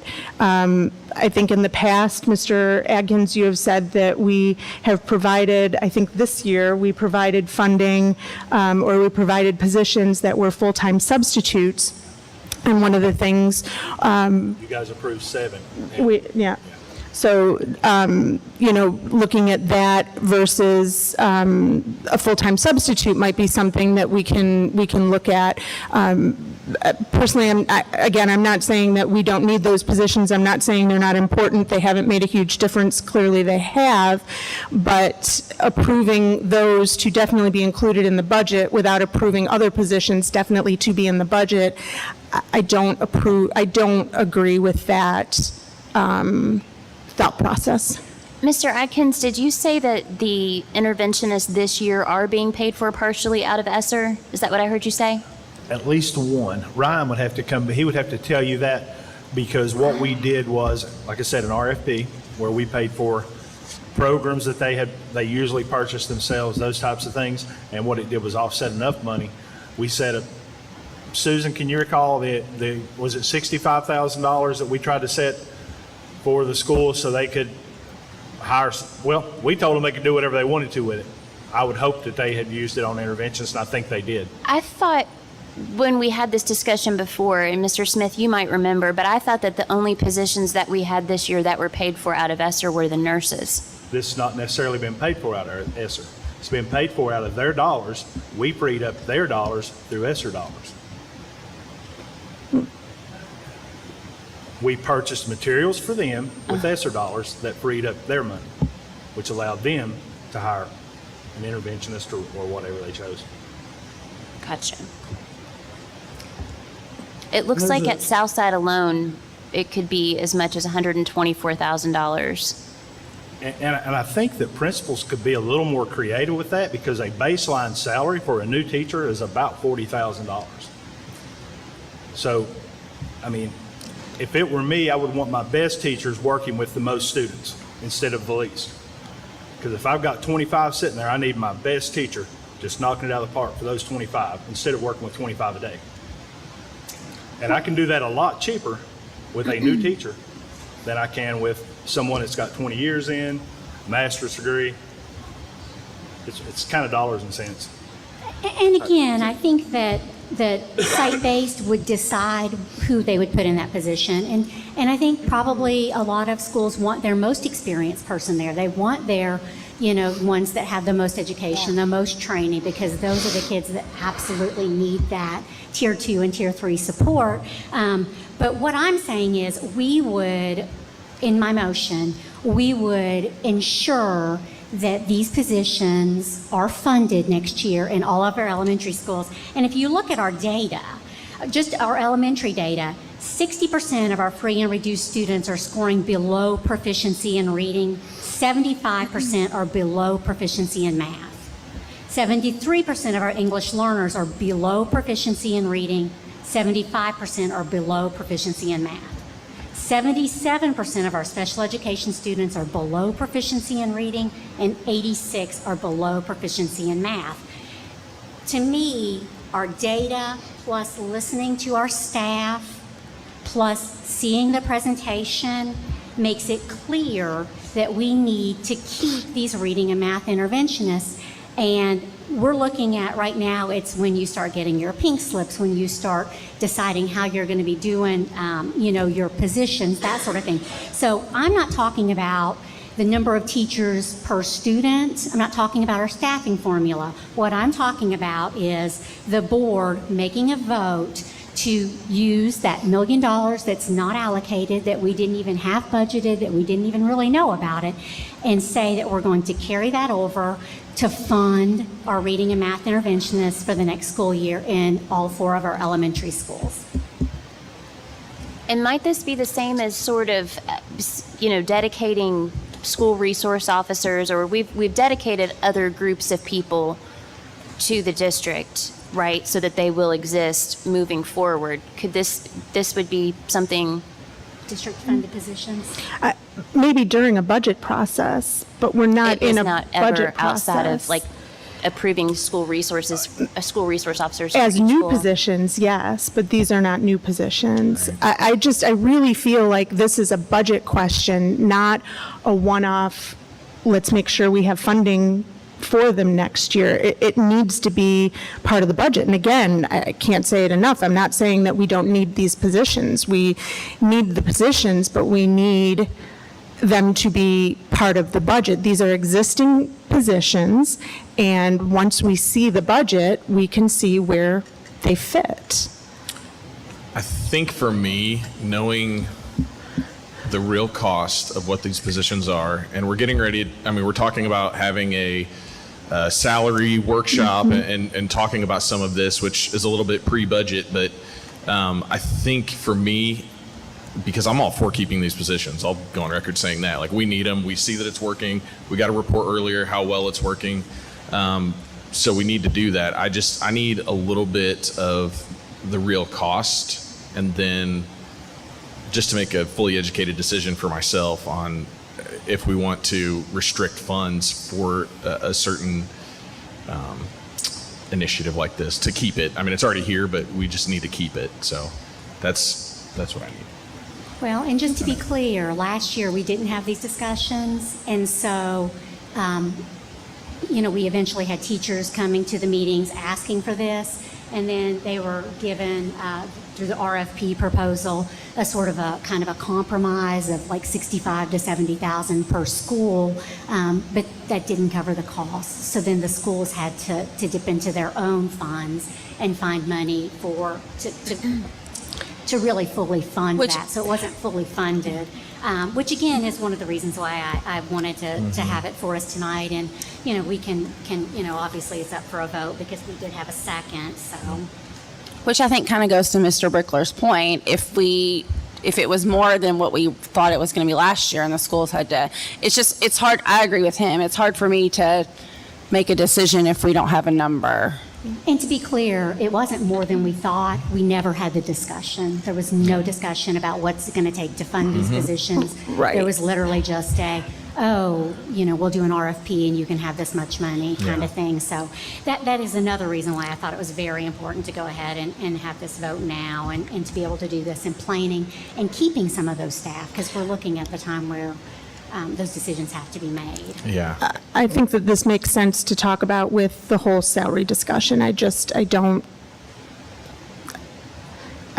see why these positions should be separate from everything else. And we do need numbers on them. Is there a way we can table this decision, Ms. Cooper, until we get more information?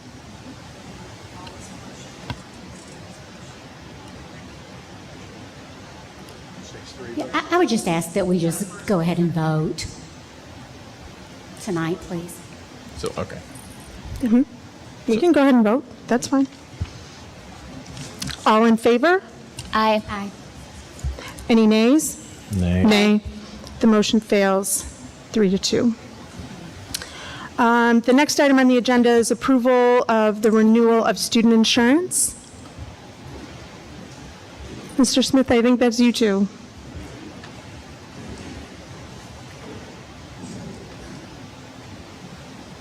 Hello? Hello?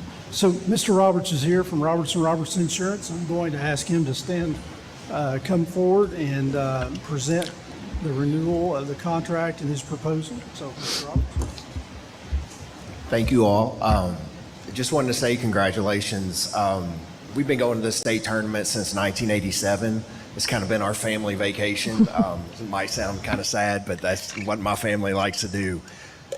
There's never been anything like what Woodford County brought to Rupp Arena. The energy, the enthusiasm, it was electric. And haven't seen it since 1987. So that was my first one and been there every year since. So congratulations. Last year, you all purchased student accident policy, and the student accident coverage that you purchase is not just for your athletes, it's for all students. So for any school-sponsored, school-supervised activities, we're going to pay medical bills up to $7.5 million. And you all had not had that policy previously, but we knew that there was multiple instances of kids getting hurt and them not having any insurance in the past.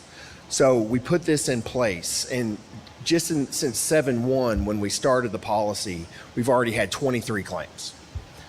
And we say 23 claims, that's a lot, but it shows the need that you all had for this coverage. And when we analyze the data, actually 60% of your claims are athletic.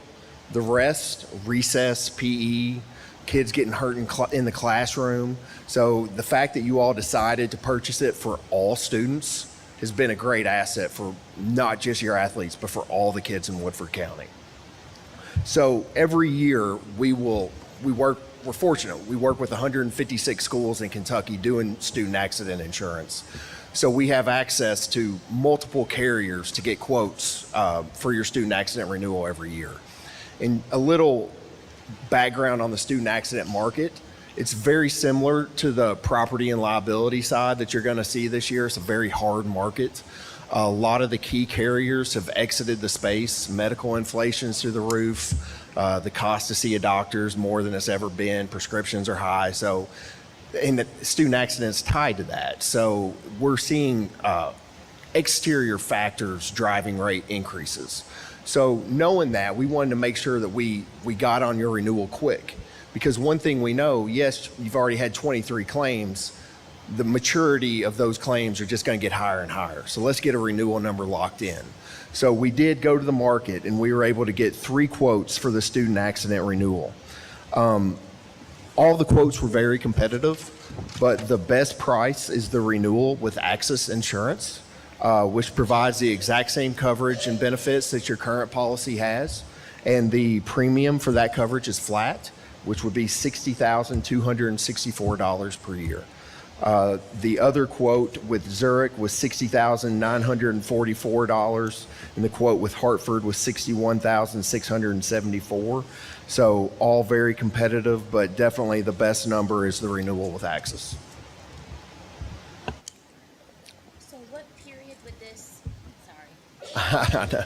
what period would this be for? Would it be for July the 1st Yes, through, so the correct. next fiscal year? Correct. Yes, we start working on these numbers in January, trying to get to, it's good to have budgeting number. I wish your property and liability was probably going to come in June, and you're going to get hit with a big rate increase, and it's going to be tough. So we try to get these numbers to you quick to help you all with budgeting. So yes, it starts 7/1. It's a 12-year policy or 12-month policy, starting on 7/1. Can you explain? I just have a kind of general question. So Yes. the insurance, does this kick in before like the parents' insurance, or is it more targeted if they don't have insurance, or it just automatically goes before the parents' insurance on their children? Great question. So the policy is a secondary policy. So in the event that there is parental insurance, that pays first. Okay. But we'll also fill in co-pays and deductibles. So more and more people have parental insurance, but more and more people are going with very high co-pays. So this will go in and fill those gaps. Okay. And actually what we've seen on, I want to say 8 or 9 of your all's claims was there was no insurance. Yeah. And in the event that there's no insurance, we step up and become primary. Okay. Perfect. That's what I wanted to know. Thank you. Okay. Thank you so much. Yep.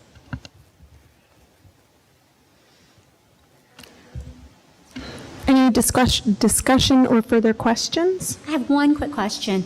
This is the insurance that we've only had for 1 year, correct? Correct. And so the year prior to that, this insurance is available for students, like we hand out a sheet at the beginning of the year, and if parents wanted to buy it, they could. And we still offer that. It's called voluntary coverage. So when I was a kid in homeroom, you'd get something to pass out to your parents. What we'll do, we can put a link on your website, which I believe we do already, to where the parents can go on and buy voluntary coverage. So we still provide that. And if you do purchase that, that's 24-hour coverage. So that's another option to have. But yes, we still offer that. Okay. And so that coverage, before we started paying for it, the board voted to pay for it for everyone. That coverage we had, I think it was it one family that bought it? Yeah, it was 1 or 2, I believe. Okay. So it was but it's something that they can buy if we don't choose to spend this a little over $60,000 again this year, then that would be something parents can just go in and buy themselves. There's a link and they would get that. Yes, if you. Thank you. Okay. Any other questions? Okay, ready to vote? All in favor? Aye. Aye. Any opposed? Nay. Motion passes 4-1. Thank you. Thank you very much.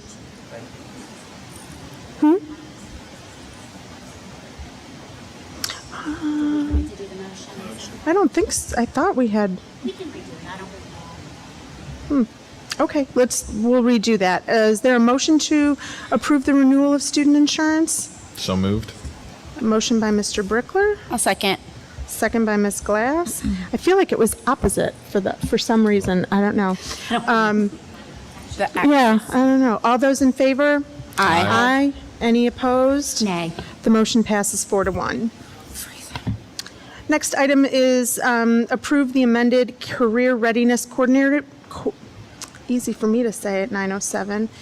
Approve amended career readiness coordinator position. Is there a motion? So moved. Motion by Ms. Glass, Second. second by Mr. Brickler. Ms. Tracy, are you going to talk to that one?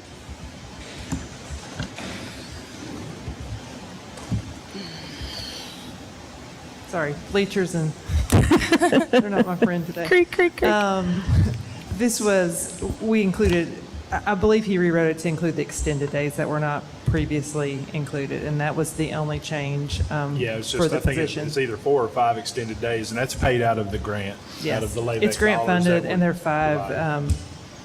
5 days. Yeah, it went to 193 or something like that, right? Yeah. Okay, any questions, comments? All those in favor? Aye. Aye. Any opposed? Okay, the motion passes 5-0. Is there a motion to approve the creation of food service positions?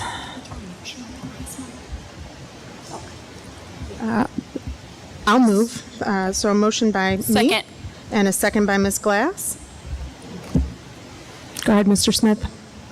So Ms. Quire had requested basically no new positions for the assistant food service lead. It's just essentially a 30 cent per hour increase for she said they're already serving in those capacities as the assistant manager at each location. She's just wanting to compensate them for the activities that they are doing accordingly.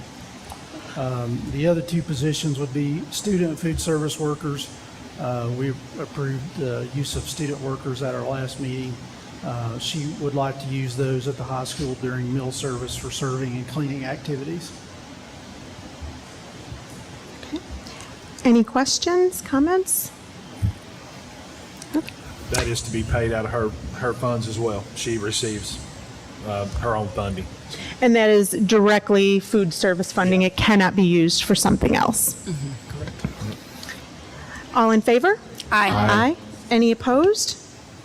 The motion passes 5-0. Oh, you better just stay right there, Mr. Smith. We've got the pledge of collateral. Is there a motion to approve the pledge of collateral? So moved. Motion by Ms. Glass, Second. second by Mr. Brickler. So the pledge of collateral is something we have to approve every year. It's basically just a document from our banking institution that is collateralizing 103% of our deposits. Questions or discussion? Okay. All those in favor? Aye. Any Aye. opposed? The motion passes 5-0. Item I is hiring the new board attorney. So this action was to come up with the listing of attorneys that we wanted to interview.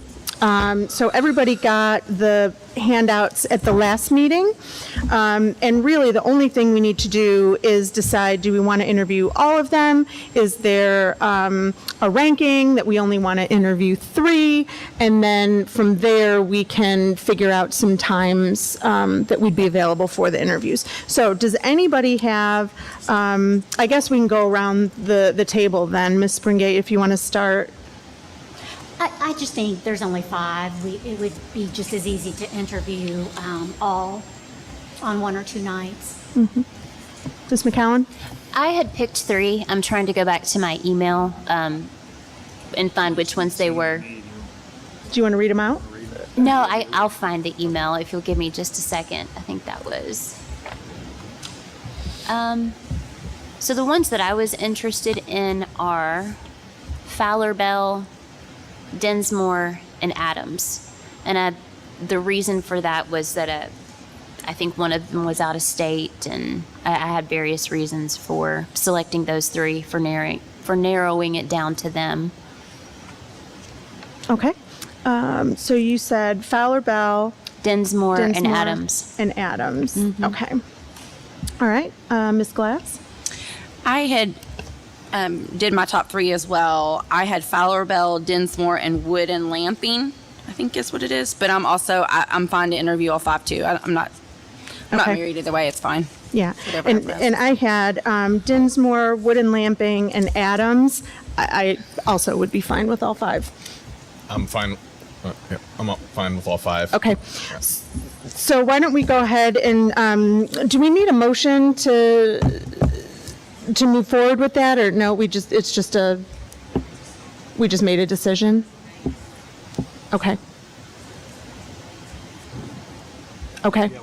Yeah, you give us the times and dates. Okay. Call and set them up. You'll need to devise some questions, I would imagine. Yeah, I think we had some questions from the last time we had talked about, and I think that we can distribute those. If there's something that somebody feels like really needs to be on there that's not covered, we can certainly add, but I felt like they were pretty decent interview questions for what we were looking for. And I don't know how everybody feels, but virtual interviews would be okay, right? Or do we want- Yeah, for That's what we sure. did I last think, time. yeah, Okay. Would be yeah. 'Cause, I easier mean- for some folks. Yeah, I think. Well, and I think a virtual would few of them actually requested maybe Yeah, virtual yeah, too. okay. That's fine with me. Yeah, I'm fine with all virtual. Yeah. Sure. Yeah, I think that's fine fine. with that. Yeah, I think that's fine. And I think some of us had been together and did the interviews virtually with the candidates, so we can all be together doing that interview too. So we want to pick some dates right now. Mr. Atkins, how much time do you think we would need to schedule? Like, are we looking at maybe the second and third weeks of April here? I would prefer sooner than later. Okay. Yeah, just through spring break and then try to. Get through spring break. Does anybody have anything that would preclude the second or third weeks of April? Any? I'm out of town the third week of April, but I'm the week of the pretty open 17th? the second week. Okay. I could do Monday, Tuesday, Wednesday, or Thursday. Yeah. I'm fine that week. Are you available? 10th through the 13th. The 10th through the 14th. Yep. I'm out the 13th and 14th. You're out the 13th and 14th, but that gives us Monday, Tuesday, Wednesday. I would be You're fine. okay? Okay. Ms. McCowan? That'll work for me. There may be something on the 11th, but I don't want to hold anything up, so. Okay. All right, why don't we shoot, if we can get those 3 days, I think the 10th, 11th, and 12th, and maybe if we could try to concentrate on the 10th and the 12th, just to make sure. I think we certainly wouldn't need more than 2 nights for this, so.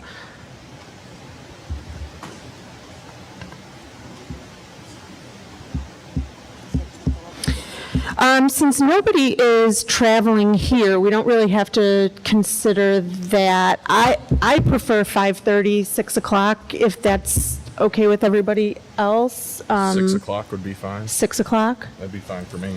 6 o'clock? Yep. Yeah. Okay. I mean, if it's virtual, whatever works for them, I think we can. Yeah, we don't have to worry about travel for them, so.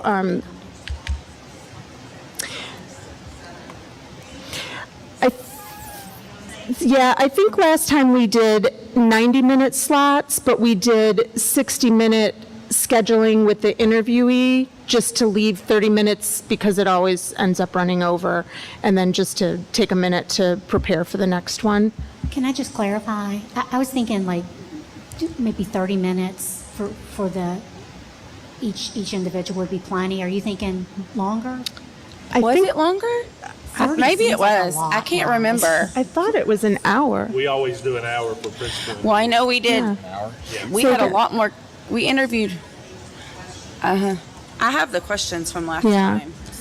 An I hour was seems like a long time. I was 30 thinking an minutes. hour for 5 of us. I'm fine with whatever. I mean, if we finish, then we I finish. think there were about 8 questions, maybe 9 questions. Do you have those pulled up?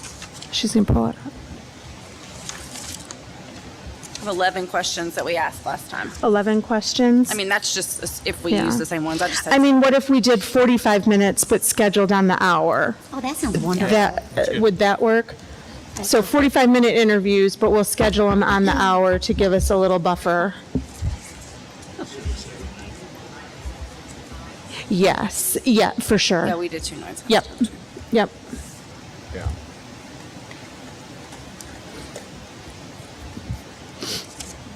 Okay, great.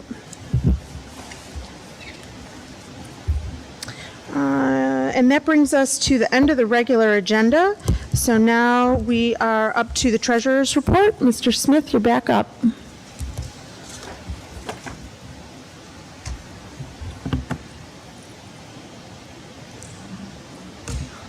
All right, so I'm going to start with the general fund balance.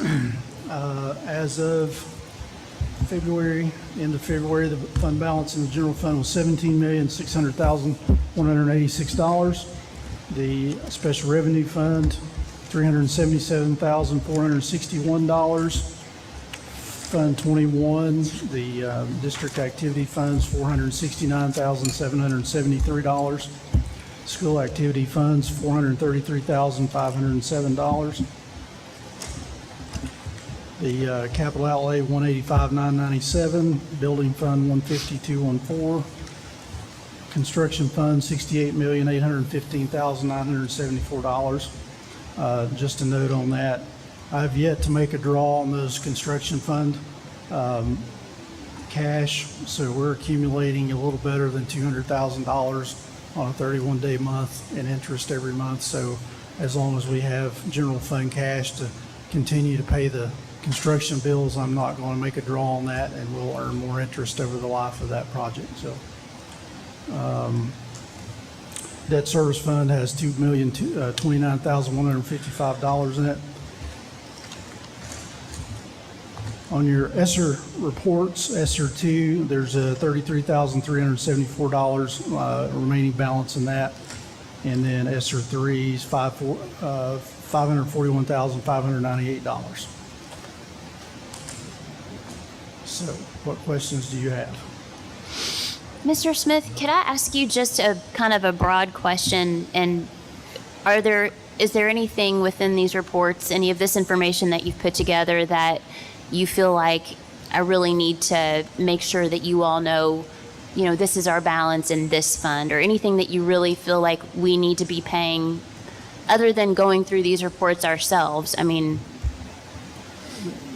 as our financial.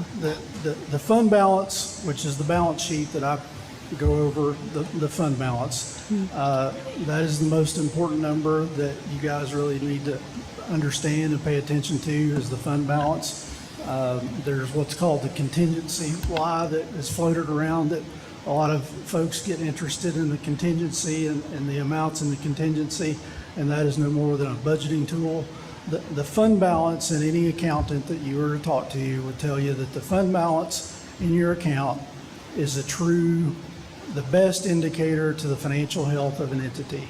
So that's the thing I would tell you as an independent consultant to look at, is the fund balance on your general fund. So the grants, the rest of these funds are flow-throughs by and large, with the exception of the food service and the daycare funds. The rest of them are basically flow-throughs. The general fund is the one that's primary and the most important.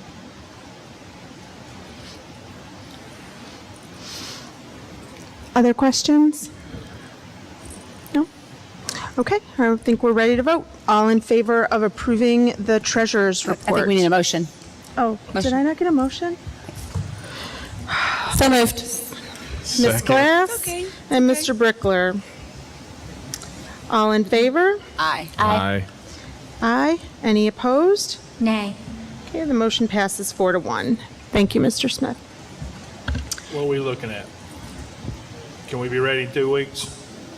Well, so there's essentially 14 days after you take out any time off for spring break until our next board meeting in April. So I need to know what the parameters are to calculate cost estimates for raises. So I need to understand what it is that we're going to be asking for. In order to have it at the April board meeting, I need to have it, and I know you guys submitted some questions. Are those the questions that we're talking about that we need answered before the next? I think yes, and I think what would be helpful would be maybe a sensitivity analysis of 2%, 3%, 4%, what do those different increments look like for us? And I'm also, I think, the full value of that, not just on the wage, but, if there's any retirement anything like that, I'll calculate the full cost and fringe. I never give someone just a base salary without the fringe, because that number is substantial and a lot of folks don't realize that. Right, exactly. Okay, what I'll work up then between now and the April meeting is, what I typically do is work up a 1% cost, and then that math usually works out pretty easily. Yep. Well, double it for a 2%, triple it for a 3%, so on and so forth. And then we're also going to have some projections for some things that we've been working on. All the superintendent, myself, all the directors at the school have been talking about some things, because As a piece of recruitment and retention as well. As far as trying to draw the salary schedule and try to value education, try to value experience and those types of things. So that's something that we would like to present to you as well during that time frame. Yeah, I think that would be really important as well, if there's any cost associated with any of that, and what those, because I think it's a good point. There could be, and I think even Mr. Graves said this in his comments, there could be non-wage items that we could consider as well, so. We talked about several, all the above. We've been talking for several months about, because I think no one understands better than the superintendent, myself, the other directors, about the sensitivities around the staffing piece, right? We're the ones that deal with ramifications when somebody does leave and goes somewhere else. And so we don't want that any more than anyone else does. So we're going to, forewarning, we may throw the kitchen sink at you to consider. That's and, great. I think that we have to look at the kitchen sink, to be quite honest, if that's what we need to do. So Yep. I'll definitely have all that ready by the April meeting. And just so we don't lose sight of it, like we talked about the interventionist costs, can that be included in there Absolutely. as well? Thank you. Yeah. Okay. Yep. Thank you, Mr. Oh, so Mr. we Smith, needed a may date, right? Also, we may need to, if we're going to look, so you're looking at having that information ready for us by the next board meeting in April? Because I think the goal of this was to have a workshop. Yeah. Yeah. Separate. Yeah, a separate workshop outside of that. So if we had the board meeting, did the workshop the following week, we'd have to have a special call meeting because we would like to go ahead and put whatever's decided in place before staff. You know, So it'd be 500 after jobs, really. So it'd be after the next meeting we would do that. I mean, what do you think, Mr. Smith? I think it becomes difficult to tie this in without getting to the tentative budget in May, just to be honest. There's too many variables to say that we can afford X, Y, and Z until we have the full budget fleshed out for next year. Can we do it the week before our meeting? Is that a possibility? But I think I understand what you're saying, Mr. Smith. Yeah. He's saying that using it as, and I think this is what we all kind of thought it would be, a budgeting tool as well, so that we would know what the effects would be. Once we see that budget, we can sort of choose then based on everything that we've learned in the, I do think it's important to have it maybe a separate meeting, because I think it's a lot of information that we're going to be going through, and there's going to be lots of questions. But I also agree with you, Mr. Smith. I think it needs to be tied in from an approval perspective with the budget. When do you think would be good to have it, Mr. Smith? I mean, what are you recommending? And so are you talking about the workshop? The work session, yes. Well, if I understand the goal of the work session is to determine what the needs are that you want to try to accomplish with pay raises, that needs to be done before I put calculations together. I think they're wanting the information that they asked for to determine at that point, this is what we would like to, this is where we'd like to go as far as a pay raise, or, you see what I'm saying? Does that make sense? And I thought it was more kind of like a strategic sort of meeting, that it's not going to be just, we're going to meet this one time the before. soft items that Mr. Adkins had mentioned, I think would be a big piece of that. Right. So it would be, I mean, I don't know, definitely not just a one-time thing, but, you know. Well, time is against us to some degree at this point, because there's only so much, I mean, you know where we're at with the budget cycle, so. Yep. And When's the drop dead deadline?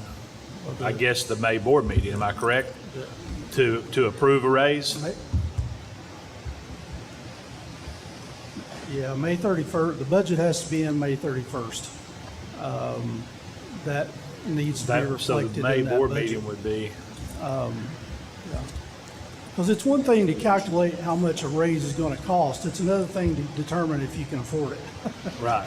For sure. And so that all has to be looked at and Well, and also that determination could drive the revenue.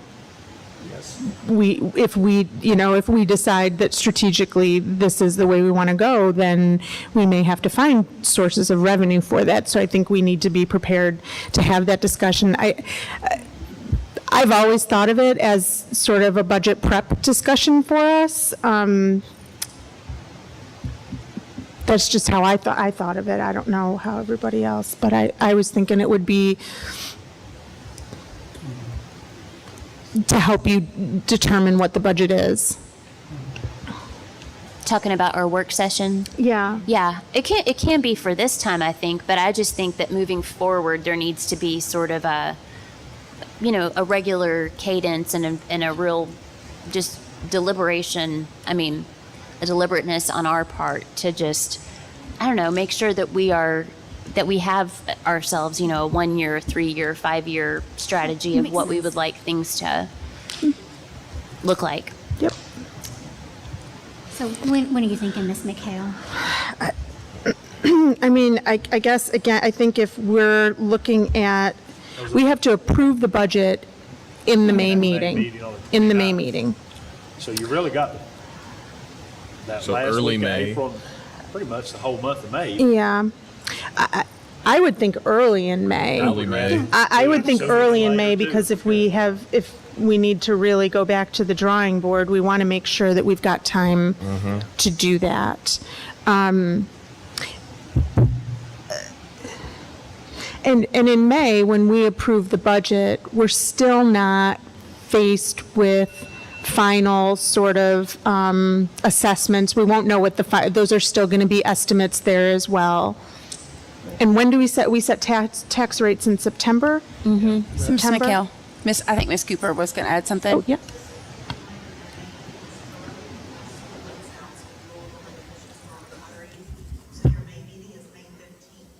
Oh, okay. Oh, goodness. Yeah, I'm glad you reminded us of that, because we were thinking the end of May. Yeah. So we really need to do this. Yeah, what about the 17th? That's what Ms. Glass originally, April 17th, the week of April 17th. Is that too soon? I'm gone that whole week. She's gone that. What about May 1st? May 1st or May 2nd. I could do May 1st or 2nd. Is there anything major on the district calendar for May 1st or May 2nd? Did I see it? May 2nd would work better for me, but it's a Tuesday. That's fine with me. I mean, 6 o'clock. For me, 6 is always the 6 best. o'clock is always good. Oh. Kindergarten kickoff?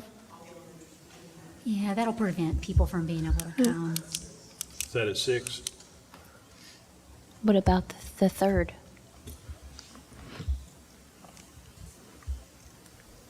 I'm good that week. I'm fine with the 3rd. I can do the 3rd. So May 3rd, 6 o'clock?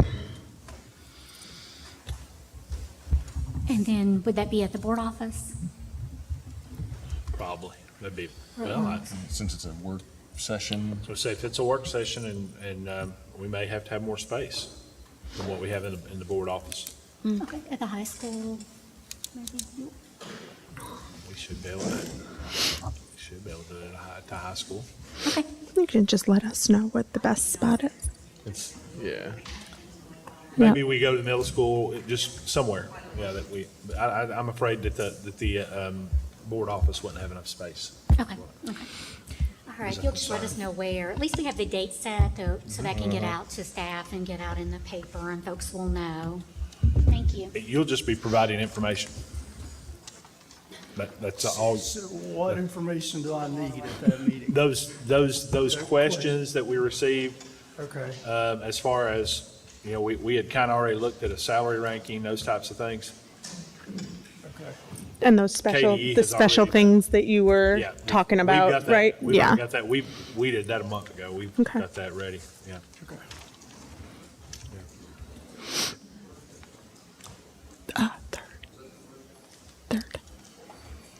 No, I'm May 3rd, you're 6 asking o'clock. if it's the 1st or the 3rd? It's the 3rd. I was saying 3. I was May 3rd at 6. Yeah.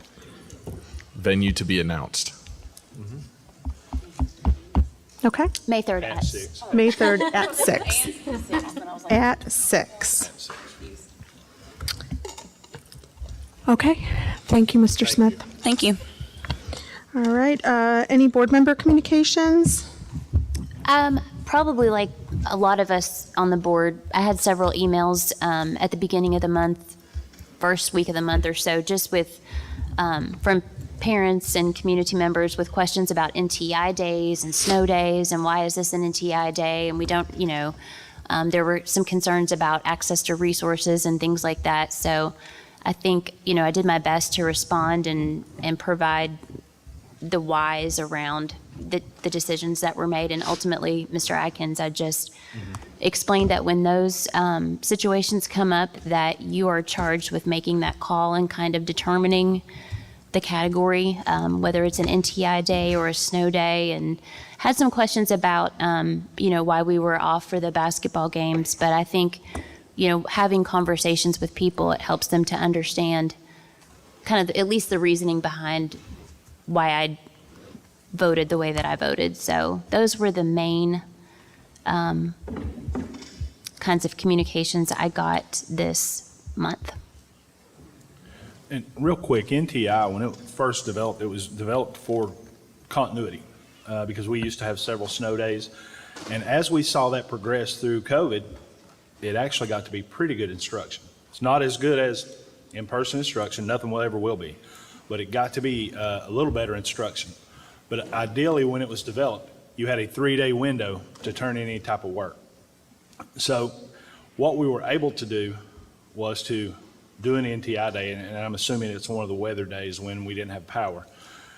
Students were still allowed actually more than 3 days to turn that assignment in. So it gave them an opportunity, or us an opportunity, to not have to make up a day and still be able to get their assignment done and turned in.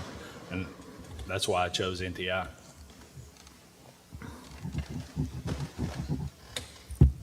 Okay. All right.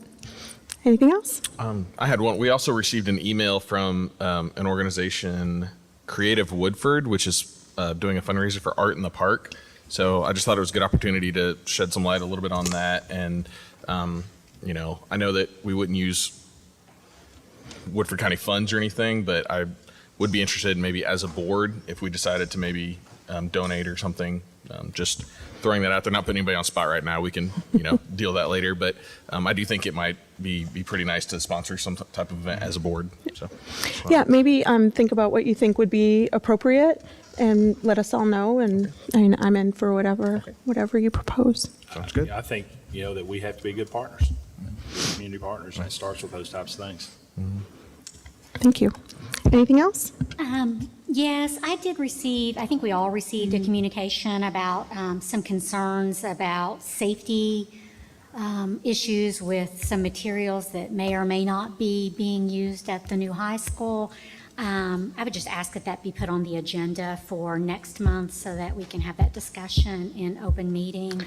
Yeah, I think it can be part of the high school update, and we can just make sure that Mr. Ratliff knows to address it in his update. That sounds good. He has the information, and he's been looking into it, yeah. Okay, Yeah. great. I know I sent it straight, and Shane sent it straight to him as well. So.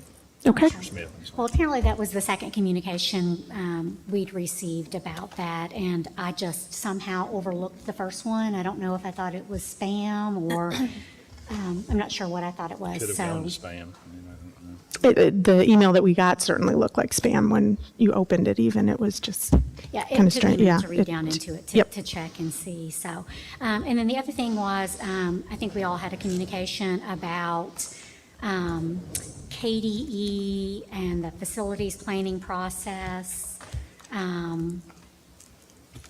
that we're currently with the new facilities planning committee. And I would just ask that,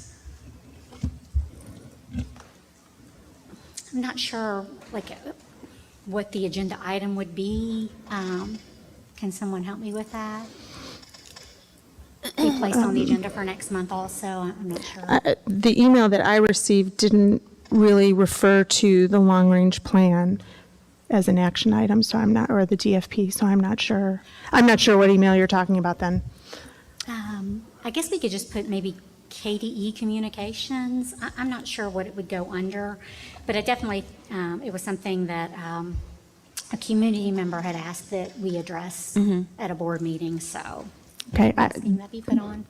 Maybe if you could send me what specific email you're talking about, because I just don't recall an email specific about the DFP. Yeah, I think it was something that was sent out this morning, and I think that was the reason. I think it was this morning. It could have been before that, but but essentially what was pointed out was the potential. It was discussion around what we're doing with some of our facilities here, specifically central office. So that would be something. I agree with Ms. Springate. I think that would be good for us to discuss so that we all have awareness as to kind of what is going on. Yeah, I guess I didn't read that concern as an overarching concern on the facilities plan. Well, maybe we could just call it central office facility, the agenda item. I mean, I don't care what we call it. I wasn't even sure what to call it, so. We can add it maybe to the high school update or the financial update. Just, I think it's just a statement of where we're at with it as of right now. I'm thinking that certainly it will be addressed in the DFP that has been, or that will be put together over the next, 10 sessions or whatever that we've got left. But that's fine. We can do that. Thank you. Okay. All right. Any other discussion items? Okay. Do we have an... I don't think it's going to be an agenda item. It'll just be maybe an update inside an existing agenda item. I'm trying to keep the agenda maybe a little smaller, so we'll just It's include hard it in though, there. because I mean, I know I struggle with that, like coming up, I have an idea. When else do we discuss it? Because it's like this board meeting is all we have. So yeah, for sure. And I know I'm just trying to be, I'm thinking about that too, like trying to be cognizant, and it's a huge agenda, but I don't even know what the solution would be. Yeah, and when we get the emails, I feel like I have to bring it up at the meeting or I will forget. So, I mean, it's, we had the high school update tonight and it wasn't in there and I totally forgot about it until we started talking. So I just want to make sure that that's addressed because it's an email about liability of product and then the other one's about central office, so. Yep. Okay. Do we have a need to go into an executive session? Okay. Then I would just, as a final comment, just like to apologize for losing my temper earlier. That is not at all who I want to be as board chair. And I think in general, I hope that everybody in the community by now knows me a little bit and knows that everything that I do is for the kids of Woodford County and for the employees of Woodford County as part of my board service. And no decision that I make is taken lightly. No decision that I make is made out of frivolity. And I just want to make sure that the community knows that. So, thank you. Is there a motion to adjourn? So moved. Motion by Ms. Springate. Is there a second? Second. Second by Ms. Glass. All in favor? Aye. Aye. Any opposed? The motion passes 5-0. Thank you.